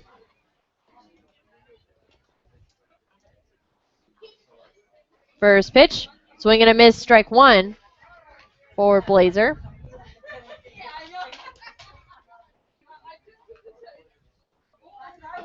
Siegel's out in the outfield again. Circling left field. 0-1 pitch, blown away, ball 1. I've noticed it's more when it's cold. Yeah, cold and windy. Maybe they think it's a beach. It is not. 1-1 pitch. Swung on and lifted to shallow center, charges Pollux. And it is Arndt, the second baseman, that makes the catch for the first out. Center fielder Pollux was racing in, and I thought that had a chance to fall just because of the wind. Brings up Jordan Rogers. 0 for 1.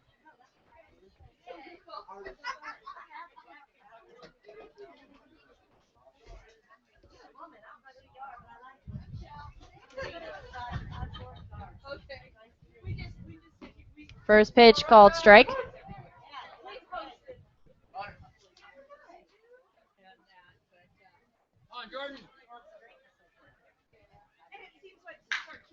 Sends it high fly ball into deep left. Going back for it is Karkini. Waves everyone off and makes the catch. Again, that's just another ball. If it's not windy, I think he has a chance to get out of here. Rogers doesn't have any home runs on the season yet, but that could have been his first. That brings up Hunter Simmons. Simmons 2 for 2 with 2 singles. First pitch swung on and lifted to right field. Going back for it is Navant and catches it in foul territory for a 3-up, 3-down inning for the Chinooks. As we head to the top of the 6th, the Miners lead 8-3. You are listening to the Matsu Miners Radio Network.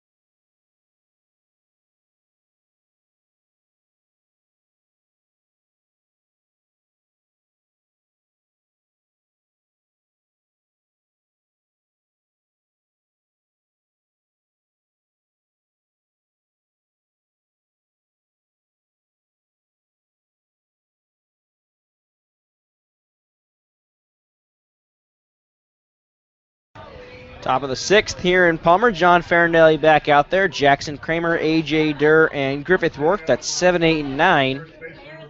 Against the righty Chandler Gilbert. Has been pretty solid. 3 runs, 4 hits. First pitch to Kramer. That open stance is a fastball, a little high, ball 1.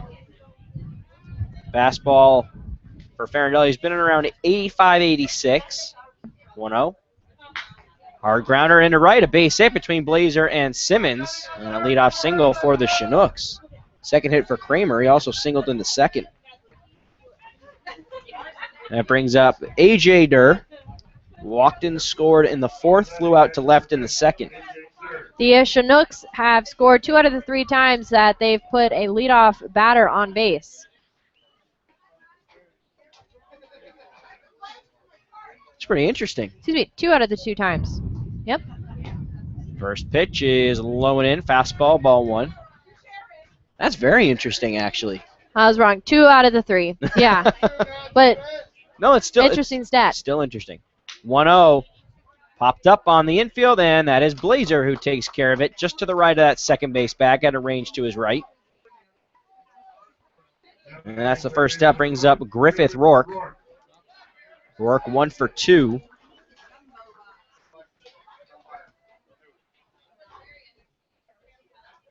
Every Chinook has reached base except for Brett Collins.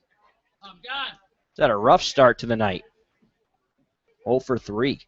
First pitch, swung on and missed from Griffith Rourke, and he's down on the count 0-1 with the runner on first.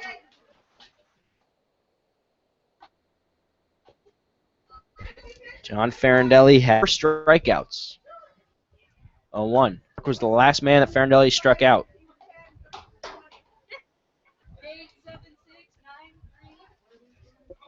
1-1. Fastball low, ball 2-1. Miners and the Pilots are tied for that top spot in the National League. 2-1. Fastball outside, 3-1.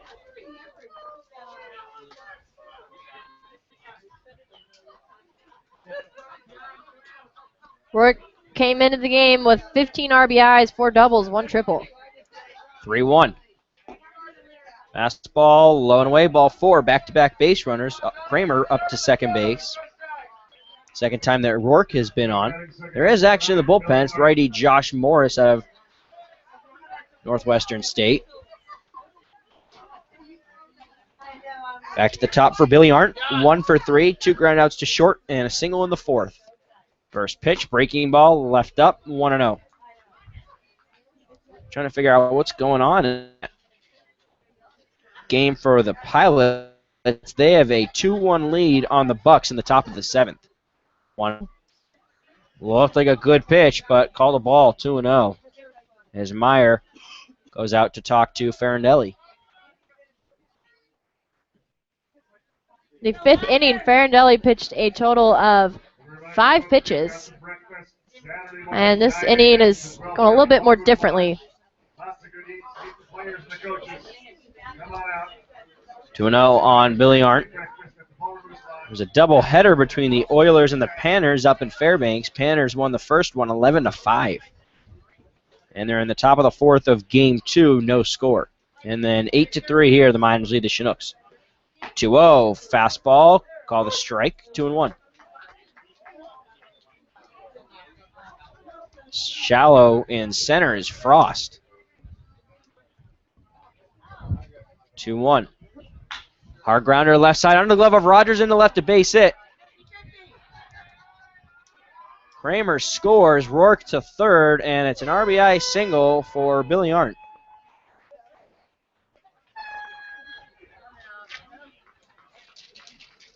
You know, the Chinooks really, I mean, they've been down a lot. They've struggled this summer at 4-19 in league play, but you know, they're showing some fight as Ben Taylor is now walking out of the Miners dugout. We'll see if he signals to the bullpen. Morris has been warming out there for some time. The entire infield also meeting with Farindelli.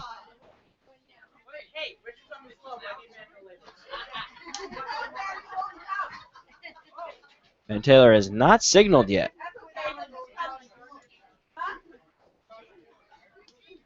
Still chatting. Farindelli now looking at the bullpen, and Ben Taylor has just signaled for a new pitcher. And Josh Morris is coming into the game. We'll have everything on him when we return on the Matsu Miners Radio Network. Miners lead 8-4.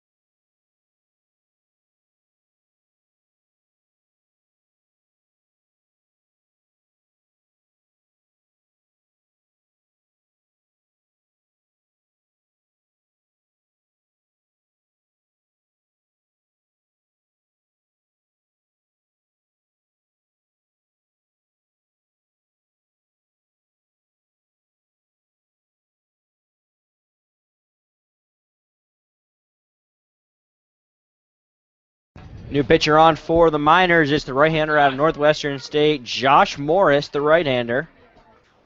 It will face John Papadix, 1 for 3 with an RBI. Runner at first. First pitch, fastball low and away, ball 1.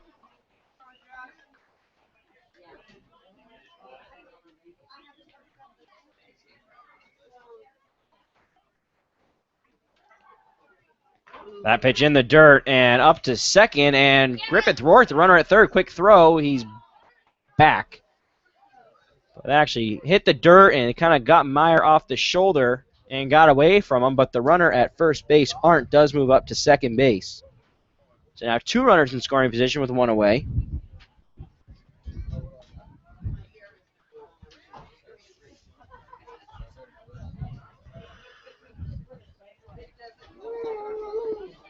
Center fielder Frost in shallow left center almost. 2-0. Fastball in there called strike, 2-1. A lot of gray hoodies up and jumping and moving around in the Miners bullpen. Everyone in blue hoodies pretty much just sitting down in the Chinooks bullpen. 2-1. Lifted left side. Rogers and Meyer give chase. Meyer calls for it. Foul. Couldn't hold on.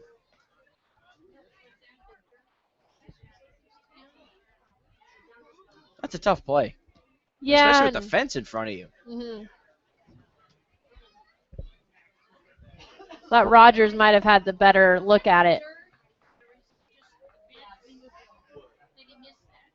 So 2-2 on Papadix.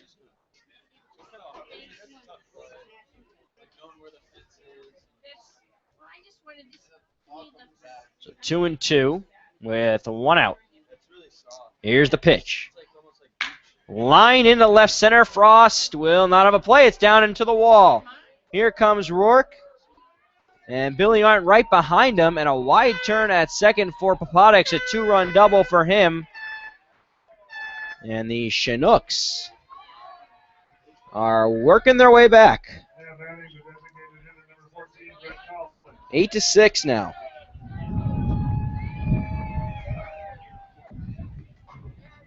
Now we're seeing it. The Chinooks don't like to be down. No. You can't really ride them off. So now 3 runs already in the inning for Chugiak. First pitch to Collins is up and away, ball 1 on the fastball.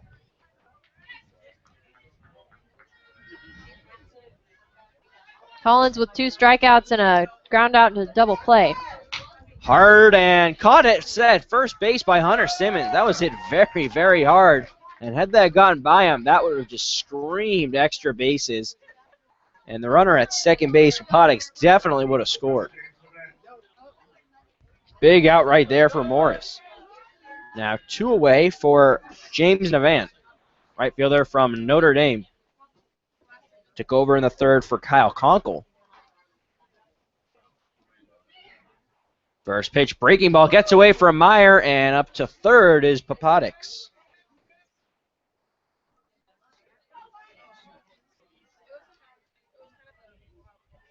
Give him a wild pitch. Now Josh Meyer walking back to the mound with Morris, trying to calm him down. So now Papadix is at third. A 1-0 count on Navant and 2 outs, and the Miners lead the Chinooks 8-6. Here in the top of the 6th. You know the Miners are going to want to add runs. There is action in the bullpen, and it looks like Isaiah Terrazas. 1-0. Fastball in there, called strike, 1-1. Morris caught 2 massive halibut the other day on that off day. Yeah, it's on our Twitter account. Yeah, at ABL Miners. Go check it out. 1-1. Lifted right side to the right of the bullpen. Fans give chase for it. It's out of play, and 1-2.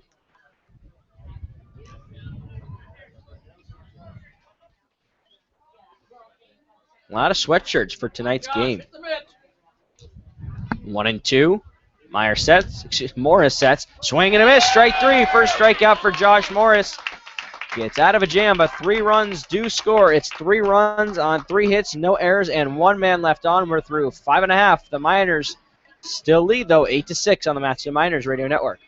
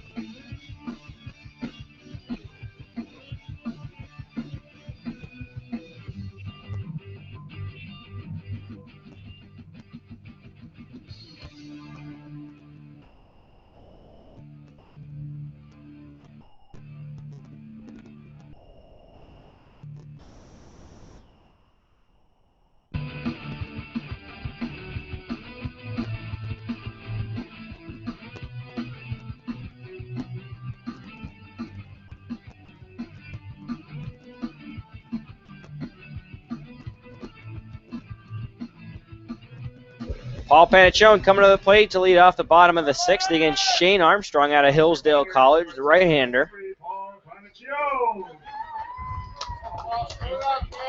Paul 1 for 3, scored a run, reached on a fielder's choice his last time up. That was in the third. First pitch called strike to Panaccione, 0-1. 1, 2, and 3, Panaccione, Newell, and Loker, 0-1. Slider low and away, 1-1. Panaccione has reached base at all 3 at-bats. 1-1. Fastball went all the way across the zone, and it's 2-1.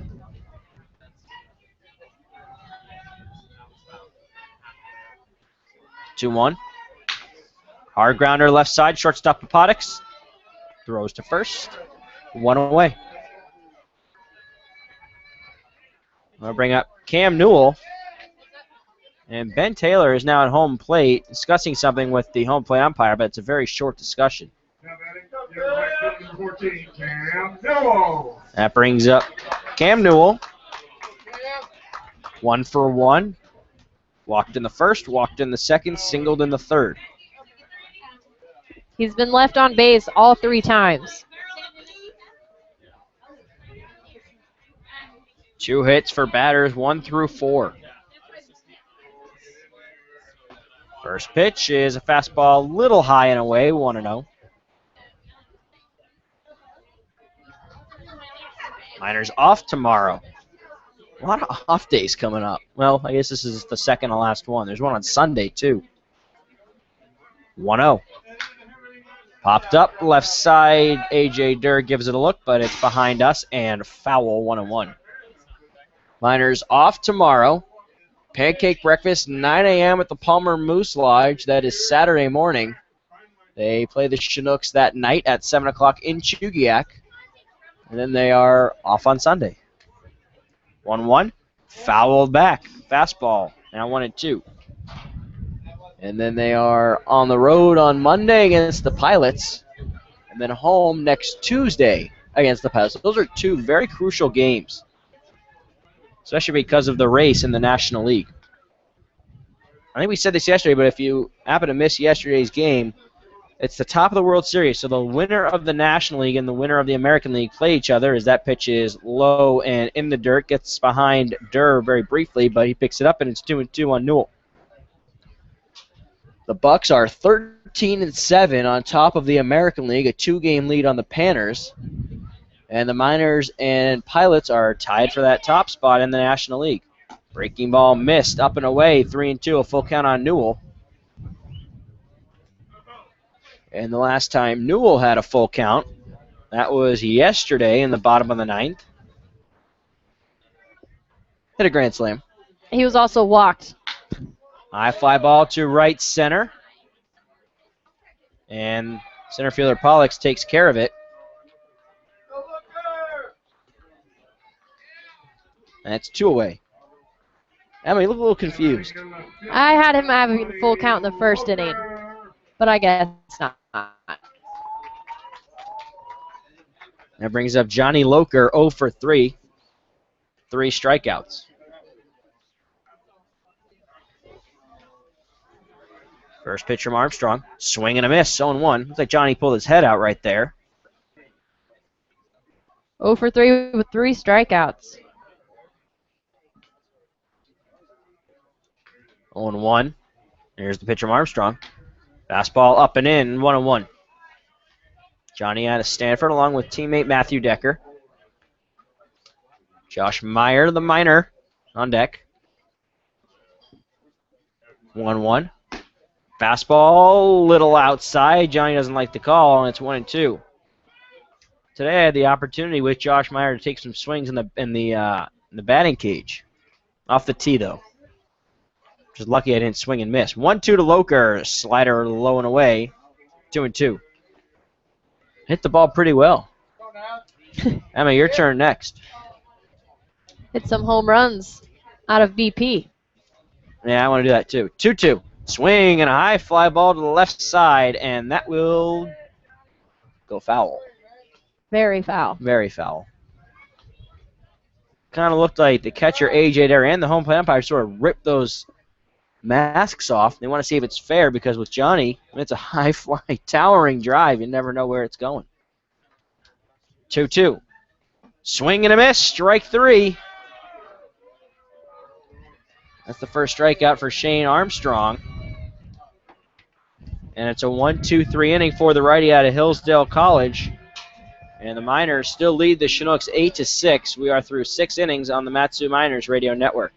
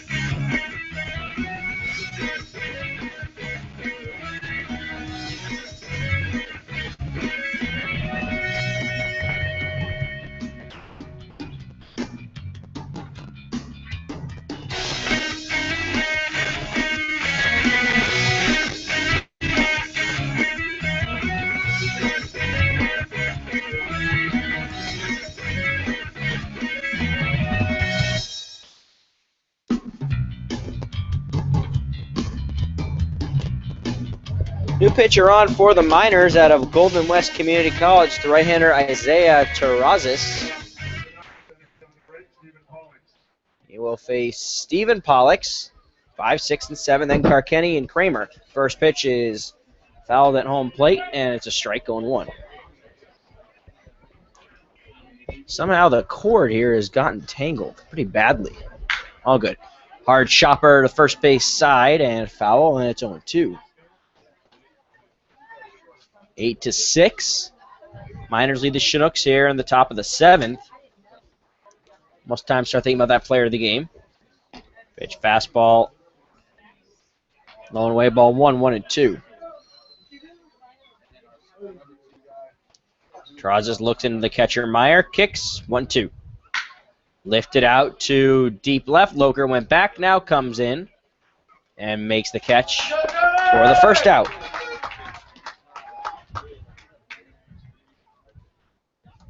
Now batting left fielder number 55, Stephen Carkenny. Brings up Stephen Carkenny. 1 for 2, the run scored and a walk.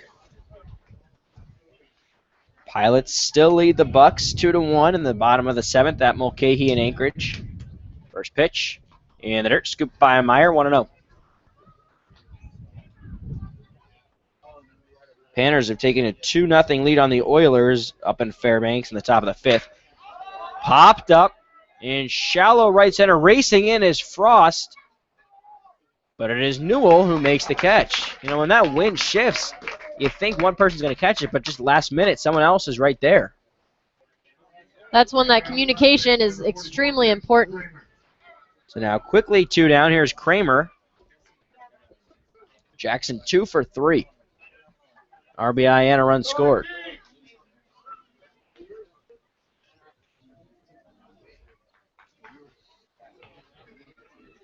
First pitch from Terrazas. Fastball, ground ball to shortstop, Panachone. Off bounce throw, and got him by a step. 1-2-3 inning for Isaiah Terrazas. No runs, no hits, no errors, nobody left on. Time to stretch here in Palmer. Miners lead 8-6.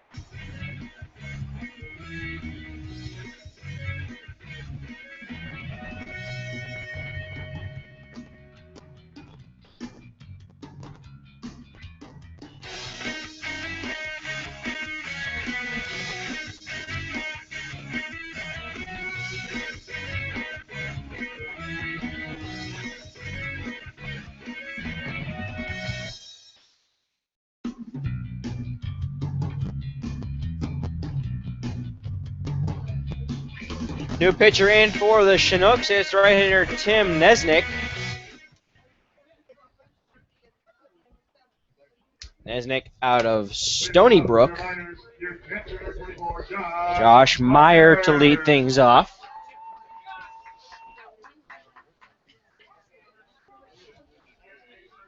Meyer 0 for 3.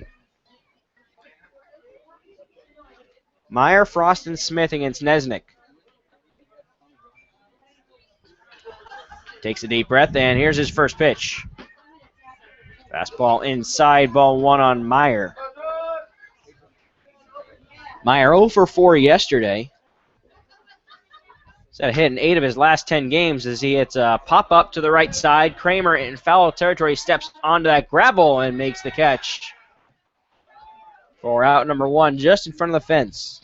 Dropped that exact play last time in that situation, and that time Kramer able to make the play. Brings up Cameron Frost. Frost 1 for 3. Doubled in the second. He scored on the double by Nick Blazer. First pitch, fastball inside. Frost jumps out of the way, 1-0. Frost flew out to left his last time up.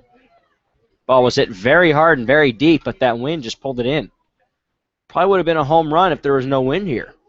1-0. Breaking ball, left up, stairs, 2-0. Someone else warming in the Miners bullpen. 2-0. Ripped into the right center field gap. That's down for a base hit. Frost rounds first, head to second. And a little bobble out there. Frost rounds second, heads to third to throw in. The slide head first, the tag, save. Cameron Frost, his 6th triple of the summer. That leads the ABL, and the Miners have another run and scoring position with 1 out. That's just the speed by Cameron Frost. That little bobble by Pollux and Nirvana out in right center field. Frost easily able to take advantage of that and make it into a triple. Brings up Brandon Smith. Infield in. Brandon 1 for 2. He scored 2 runs, once in the second, 1 in the third. First pitch swung on and missed. Smith was going for the fences there, and it's 0-1. Brandon out of Grand Canyon along with Josh Meyer and Paul Panachone. PB&J. Paul, Brandon, and Josh. Nesnick steps off the rubber. And it's 0-1 on Smith. Brandon flew out to right in the fourth. 0-1. Fastball, a little bit low, but it's a called strike. 0-2. One away. Frost on third with the triple.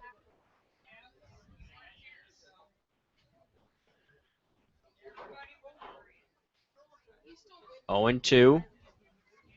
Nesnick sets. Pitch. Swing and a miss. So they're going to say he fouled it off. Yep. I guess he did. I didn't hear any sort of tip or anything. Did you hear anything? Yeah, he kind of, I think, got the tip of his bat. All right, he has another chance, and it's 0-2.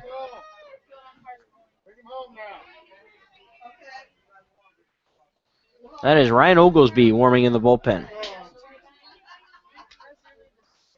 0-2 on Smith. Here's the pitch. Hard grounder left side under the glove of the third baseman work. Here comes Frosty, scores. And Smith rounds first, heads to second. Quick throw in, slide, and out.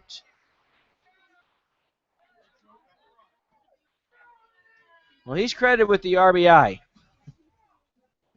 So Frost scores an insurance run. The Miners now lead at 9-6.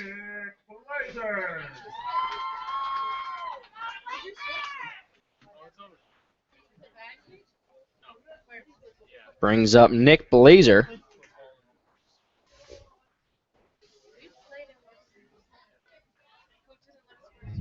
First pitch to Blazer. Fastball a little high, 0-1.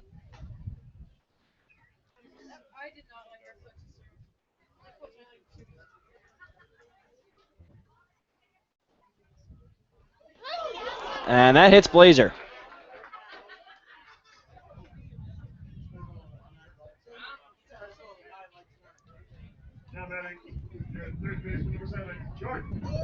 Brings up Jordan Rogers. Brandon Smith was hit by a pitch in the third inning. Rogers 1 for 3. Singled in the third, flew out to left in the fifth.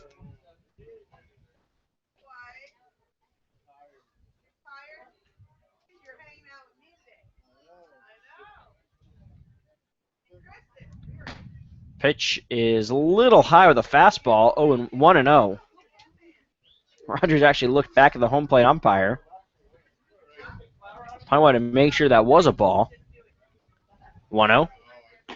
Fastball kisses the outside part of the plate. Rogers doesn't like the call, and it's 1-1.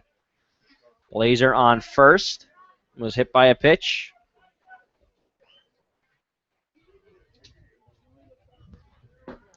Fastball low and in, 2-1.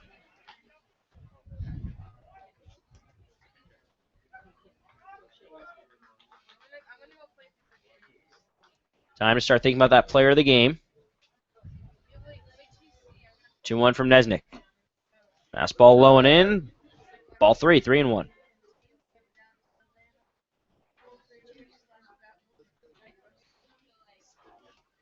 Three and one, 2 outs. Rogers a little waggle of the bat. Here's the pitch.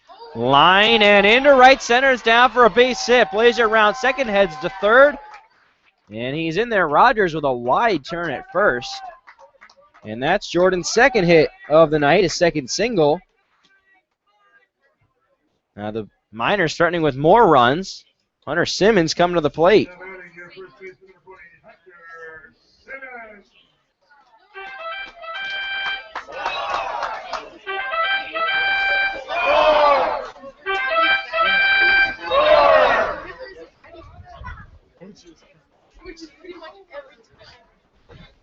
The catcher, A.J. Dirt, trying to get something from the dugout.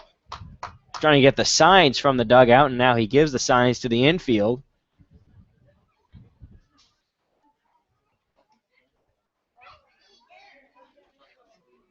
Miners lead the Chinooks 9-6. Here's the pitch. Breaking ball a little bit low, 1-0. Pick him up, Hunter. Paul Panachone on deck.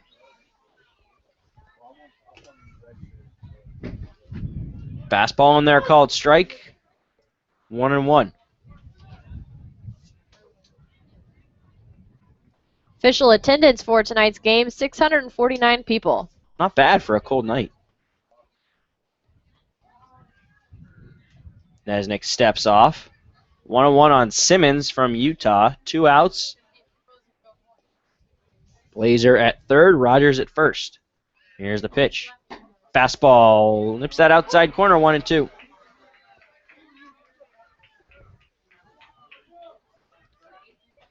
That wind really blowing now. 1-2. Smith with a little bit of, Simmons with a little bit of an open stance. Here's the pitch. That one gets away from the catcher, Durr, and all the way, the way behind, I guess that's behind the press box, but Blazer scores. I think that is a wild pitch. Or one heck of a pass ball. Oof. All right. Blazer is in. The Miners lead at 10-6 now. Rogers up to second. That was a very weird play. 2-2 on Hunter Simmons. Pitch swing, hard grounder into center, a base hit. Here comes Rogers. Throw in, and the Miners lead it 11-6. RBI single for Hunter Simmons. His 4th RBI of the night.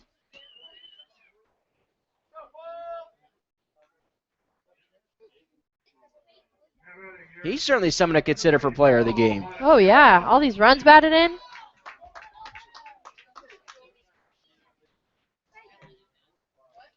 Yeah, Hunter's 3 for 4. First pitch to Paul Panachone, fastball left upstairs, 1-0.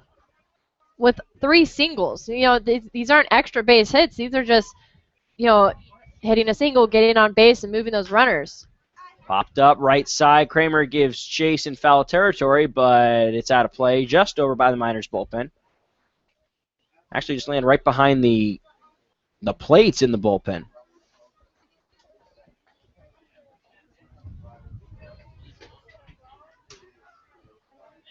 Just 3 extra base hits. Frost has a double and a triple, and Nick Blazer has a double. Pitch is high, fastball, 2-1. Miners have 10 hits, so 7 are singles, 3 are extra base hits. 2-1. In the dirt, stopped by Durr. 3-1 on Panachone. Paul 1 for 4, grounded out to short his last time up. That single. A lone hit came in the second. He also stole third.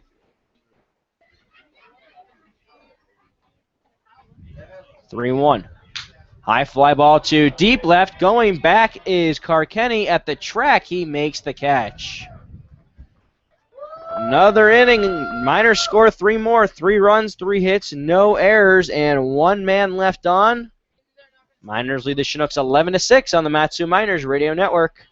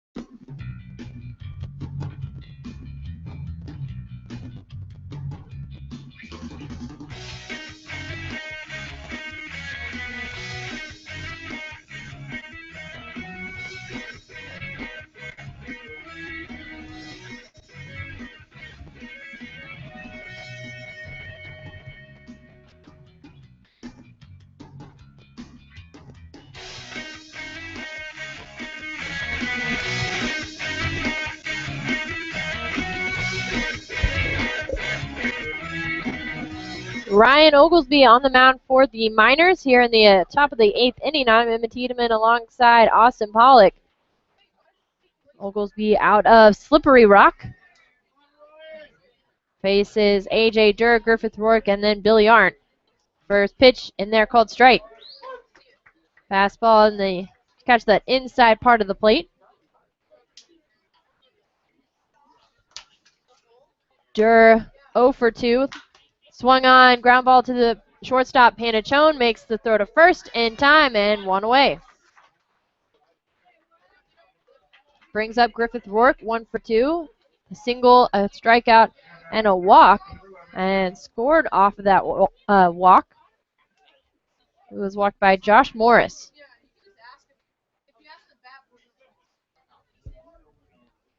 Rourke hitting .211, 15 RBIs, 4 doubles, 1 triple. First pitch, low and away, ball 1 by Oglesby. Rourke at third base. 1-0 pitch. Swung on, ground ball to Blazer at second base. Bobbles the ball, makes the throw, and it gets past Hunter Simmons, the first baseman, out of play. And that'll be an E4 on Blazer. Yeah, it's also the bobble and the throw. And I don't think he would have had him. That was a pretty routine ground ball. Back to the top of the order for the Chinooks with Billy Arndt. 2 for 4. 2 ground outs and then 2 singles. First pitch, thinks about it, pulls back, takes the ball. Arndt scored in the 6th, reached base on a single, then moved around the bases with a wild pitch. 1-0 pitch by Oglesby, high, ball 2. Billy Arndt from Princeton, 5'10", 170. 2-0 pitch, little low, ball 3. These aren't missing by much. Arndt hitting .301, 8 RBIs, 2 doubles, 1 triple. 3-0 pitch, right over the plate, called strike. And the first 2 balls missed a little high, and that last one missed a little low, but that one got it right in there. 3-1 pitch. A little bit on that outside corner now, moving around a little bit. Makes it a full count. And the third time that Billy Arndt has forced that full count. Swung on and lifted foul down that first base side. Stays alive with a 3-2 count. Fan just got a ball. That actually hit right off that top railing of the fence between the field and the spectator area. Foul ball again down that first base side.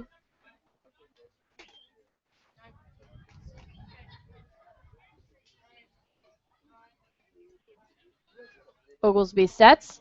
3-2 pitch, high and inside, ball 4.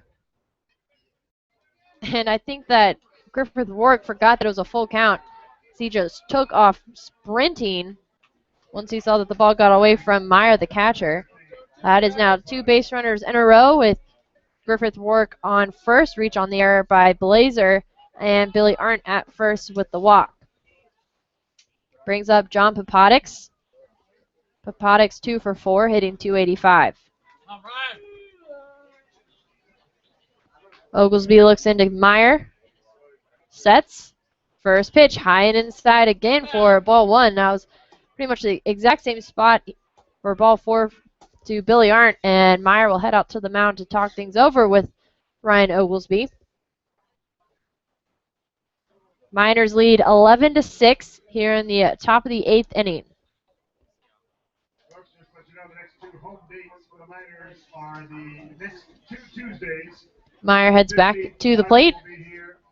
Papadix makes his way into the batter's box.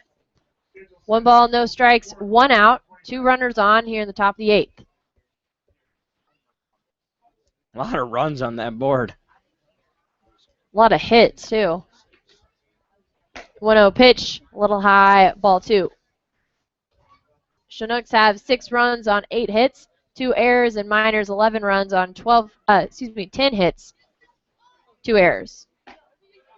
2-0 pitch, catches that inside part of the plate, strike one. Yeah, just a much different game tonight than it was last night. It was a 5-3 win for the Miners. Oglesby sets. 2-1 pitch, swung on. Ground ball fouled on the third base side. Now, I counted it up yesterday, but my computer has decided to rest in peace.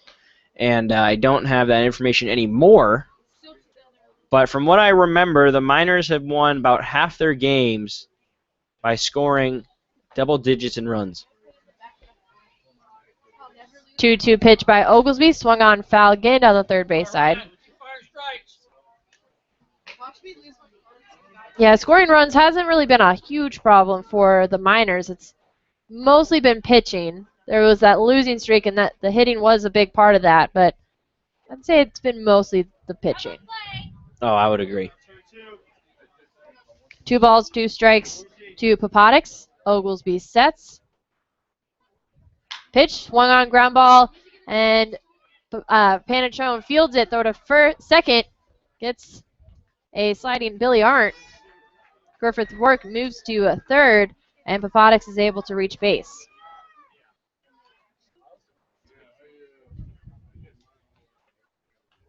Six-4 fielder's choice for Billy Arndt, and Popotix at first, and Rourke at third. Brings up Brett Collins. Collins 0 for 4, hitting .255. 5 RBIs and 5 doubles.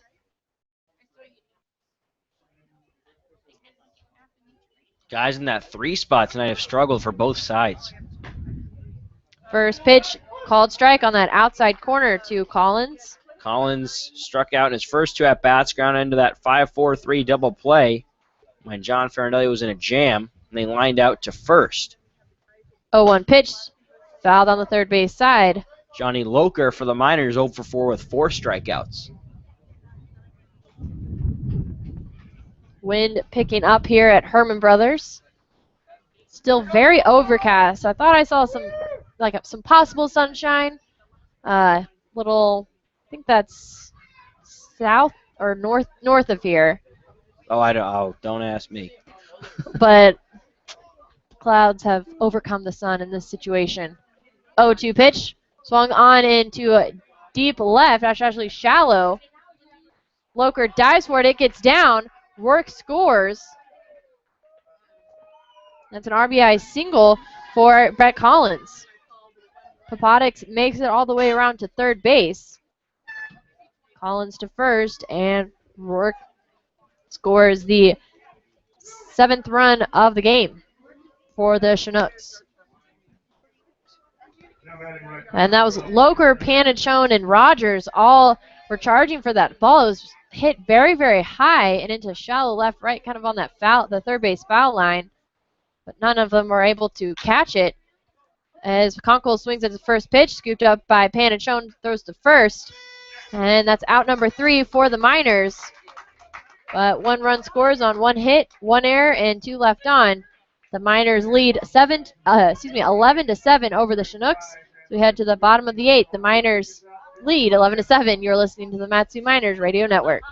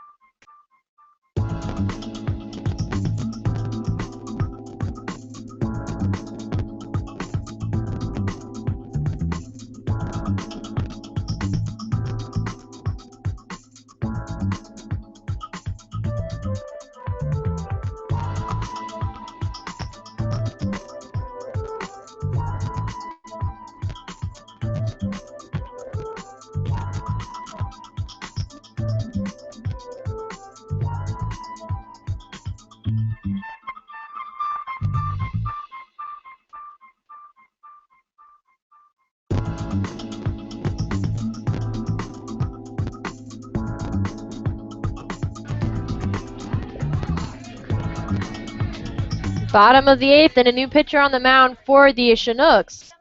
Stephen Wagger out of University Puget Sound. First pitch to Cam Newell. Swings and fouls it back. And if that foul ball did damage to your car, visit our friends, locally owned and operated Napa Auto Parts, Big Lake, Palmer, and Wasilla. Visit www.napaalaska.com. Newell 1 for 2 with the walk-off grand slam last night. He has walked at his first 2 at-bats, the first and second inning, had a single in the third, had a fly out in the 6th. Pitch by Wagger, a little low for ball 1. Johnny Loker on deck. Pitch and a swing to second baseman Arndt. Makes a throw to first baseman Kramer. And that's the 4-3 put out to start things off here in the bottom of the 8th and brings up Johnny Loker. Loker struggling a little bit at the plate tonight, 0 for 4 with 4 strikeouts.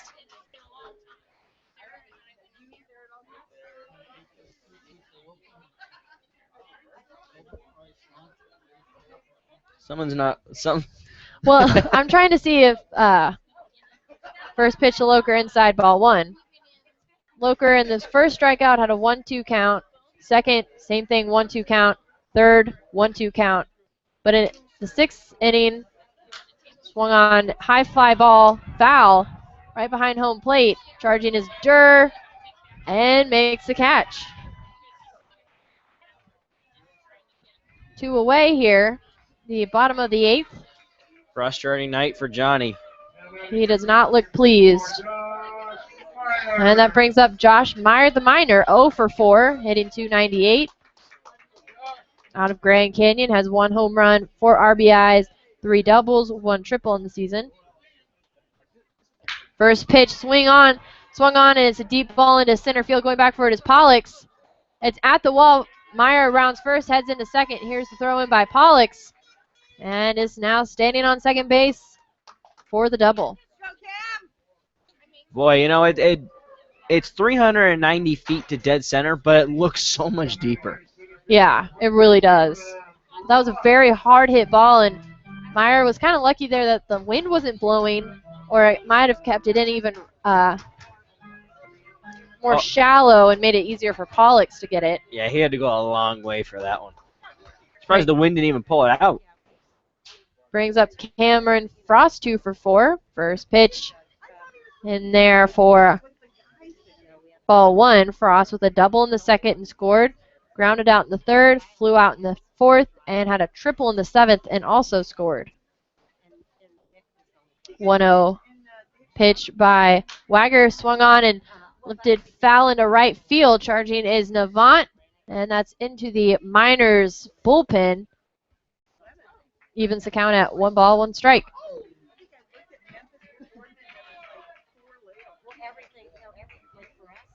Vince Robio maybe tossing in the Miners bullpen. That's who I thought was maybe up.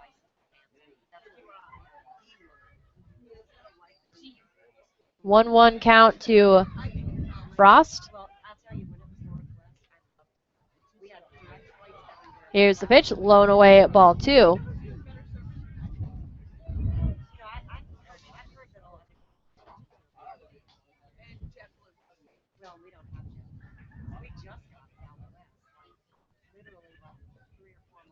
Two balls, 1 strike. Here's the pitch by Wagger. Inside ball 3.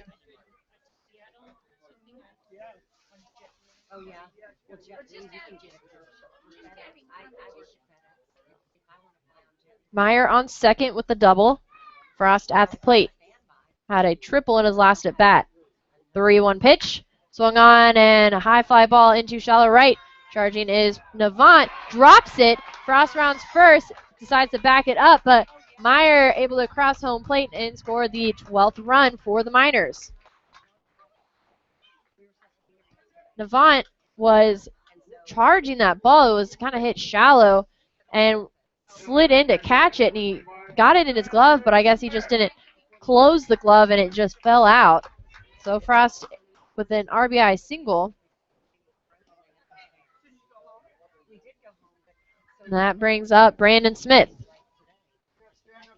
Smith, designated hitter tonight. 1 for 3.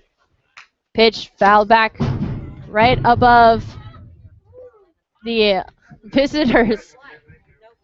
The visitors booth just to our right, and the ball is right just about 2 feet away from us.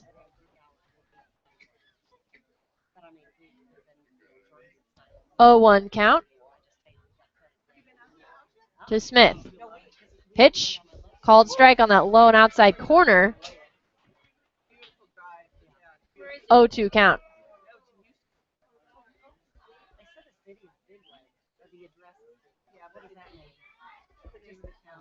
It's just sitting right there. I know it's mine because I'm going to crawl out the window. That's fine. 0-2 pitch to Smith. Gets behind Durr. Frost slides into second. And Frost able to advance on the pass ball. Smith with a 1-2 count. 2 outs. And Frost on second. Miners lead 12-7. 12 runs on 12 hits. Chinooks with 7 runs on 9 hits. Wagger gets the sign from Durr. Here's the 1-2 pitch. Low and outside. Ball 2. Even count at 2 balls, 2 strikes.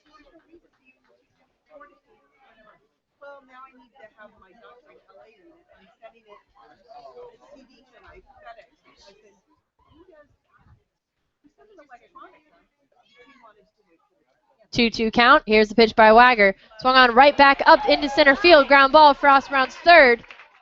Heads home, and here's the throw, but it gets away. And Smith able to advance to second on that throw, and Frost scores the 13th run for the Miners. Just a hit and a run attack. Doing it all.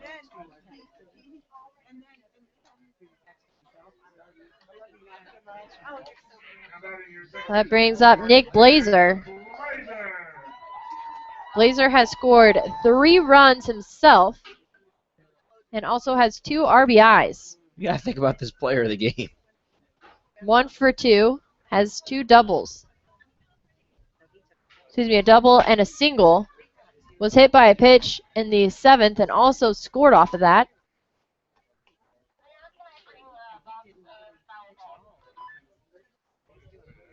One-0 count to Blazer. Wagger sets. Pitch swung on, foul down the first base side. Strike 1.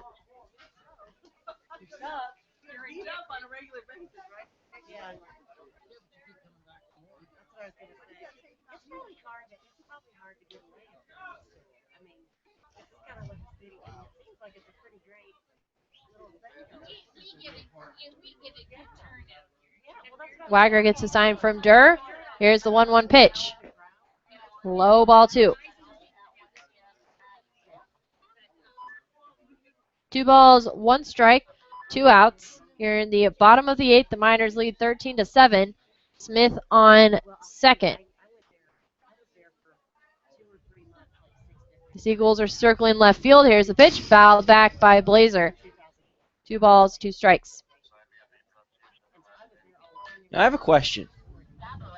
How did that ball end up right there? Because it hit the roof right above us and then rolled through. Okay. into the gaps. Got it. Went to go inform the other broadcasters of a scoring decision. When I go out the window to get the crowd mic, I get my first foul ball in the season. 2-2 pitch. Low and away. Ball 3. Full count now for Blazer.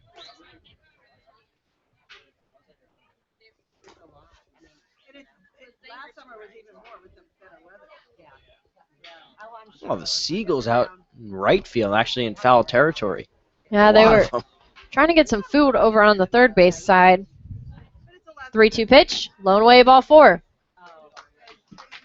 Blazer takes his base. That's the 4th time that Blazer has reached base in this game, and he's scored every time he's reached. That brings up Jordan Rogers, 1 for 3, with 2 singles, ground out, and a fly out. 23 base runners for the Miners. 23.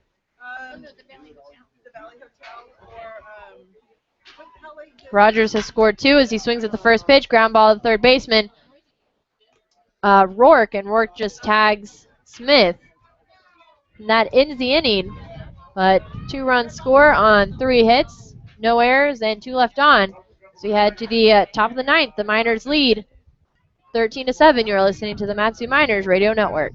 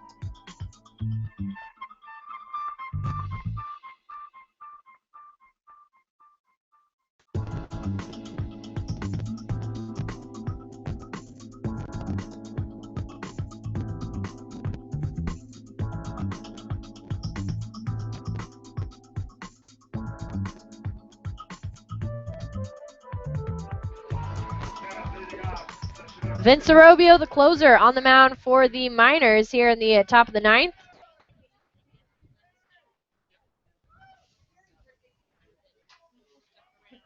Arobio out of Pacific. Faces Stephen Pollux. First pitch swung on, ground ball to Hunter Simmons, the first baseman. Waves Arobio off, tags the base himself, and that's out number 1 with 1 pitch. Rubio got the win in yesterday's game.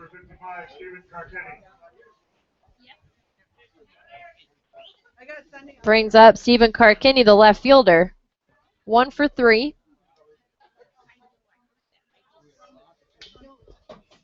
Had a single in the second inning, was walked in the third, and then had 2 flyouts to right field.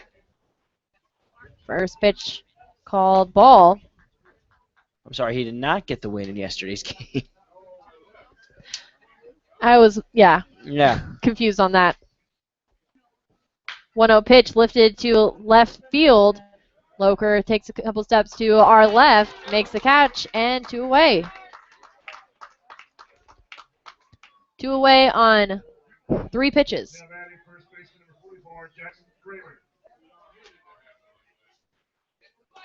Brings up Jackson Kramer, the first baseman. 2 for 4. Single in the second, ground out in the third, single and scored in the 6th, and another ground out in the 7th.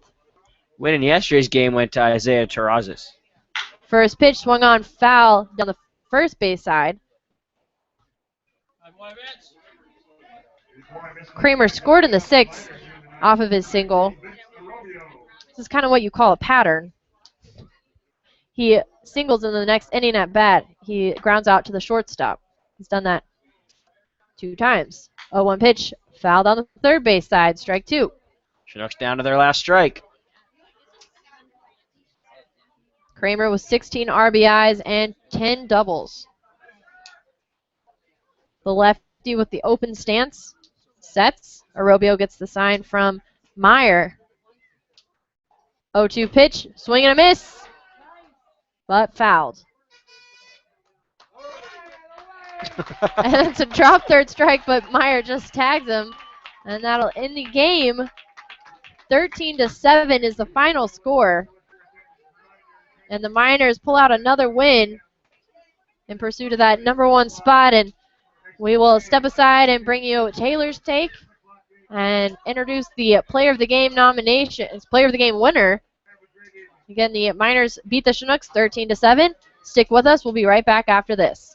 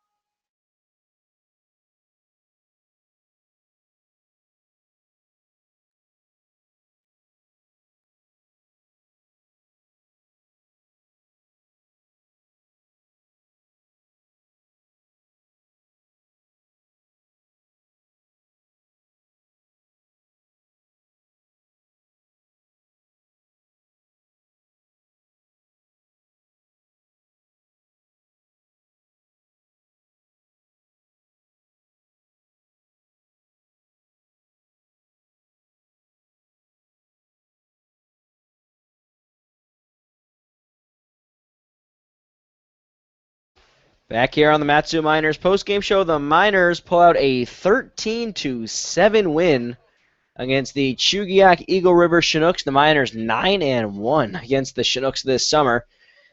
And it was, I mean, the Miners pretty much had it for the entire game. It was just hit after hit, and it weren't even extra base hits. They were mostly singles.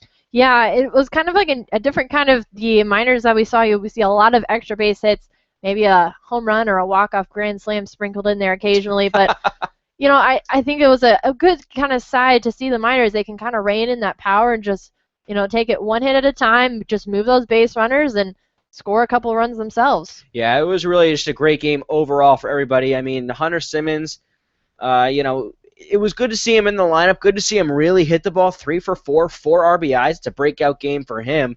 Nick Blazer had a great game. Cameron, you name them, they had a pretty good game. I mean, there were a couple of guys in there. It was the top of the order that wasn't as strong, and usually we've seen the top of the order much more perform much better than the bottom half. But no, it's certainly not the case tonight. And some of these guys, I wouldn't be surprised for the next couple of days if they stay hot, then they sort of bump themselves up in that batting order. Yeah, definitely. It's 5, 6, 7, and 8. I think Frost, Smith, Blazer, and Rogers really had an outstanding game. Blazer had scored 3 runs himself. Rogers scored 2 runs, had a double, a single, and really kind of just showing that they really want to be back in this lineup. Yeah, and we're going to hear from head coach Ben Taylor and Taylor Steg in just a few minutes, I believe, as well as our player of the game. And yeah, it was just overall a good win, and they get a day off, rest the knees, rest everything, and just go back at it on Saturday against the Chinooks and just try to keep this winning streak going. I mean, they've won, what is this now? This is, I think, 1, 2, 3. This is 4 in a row. And, something's riding on these guys. They're just staying hot, and they're just very confident about themselves. Yeah, definitely. And we'll just step aside for Ben Taylor. Should be coming up here in a few minutes, and stick with us for the post-game show.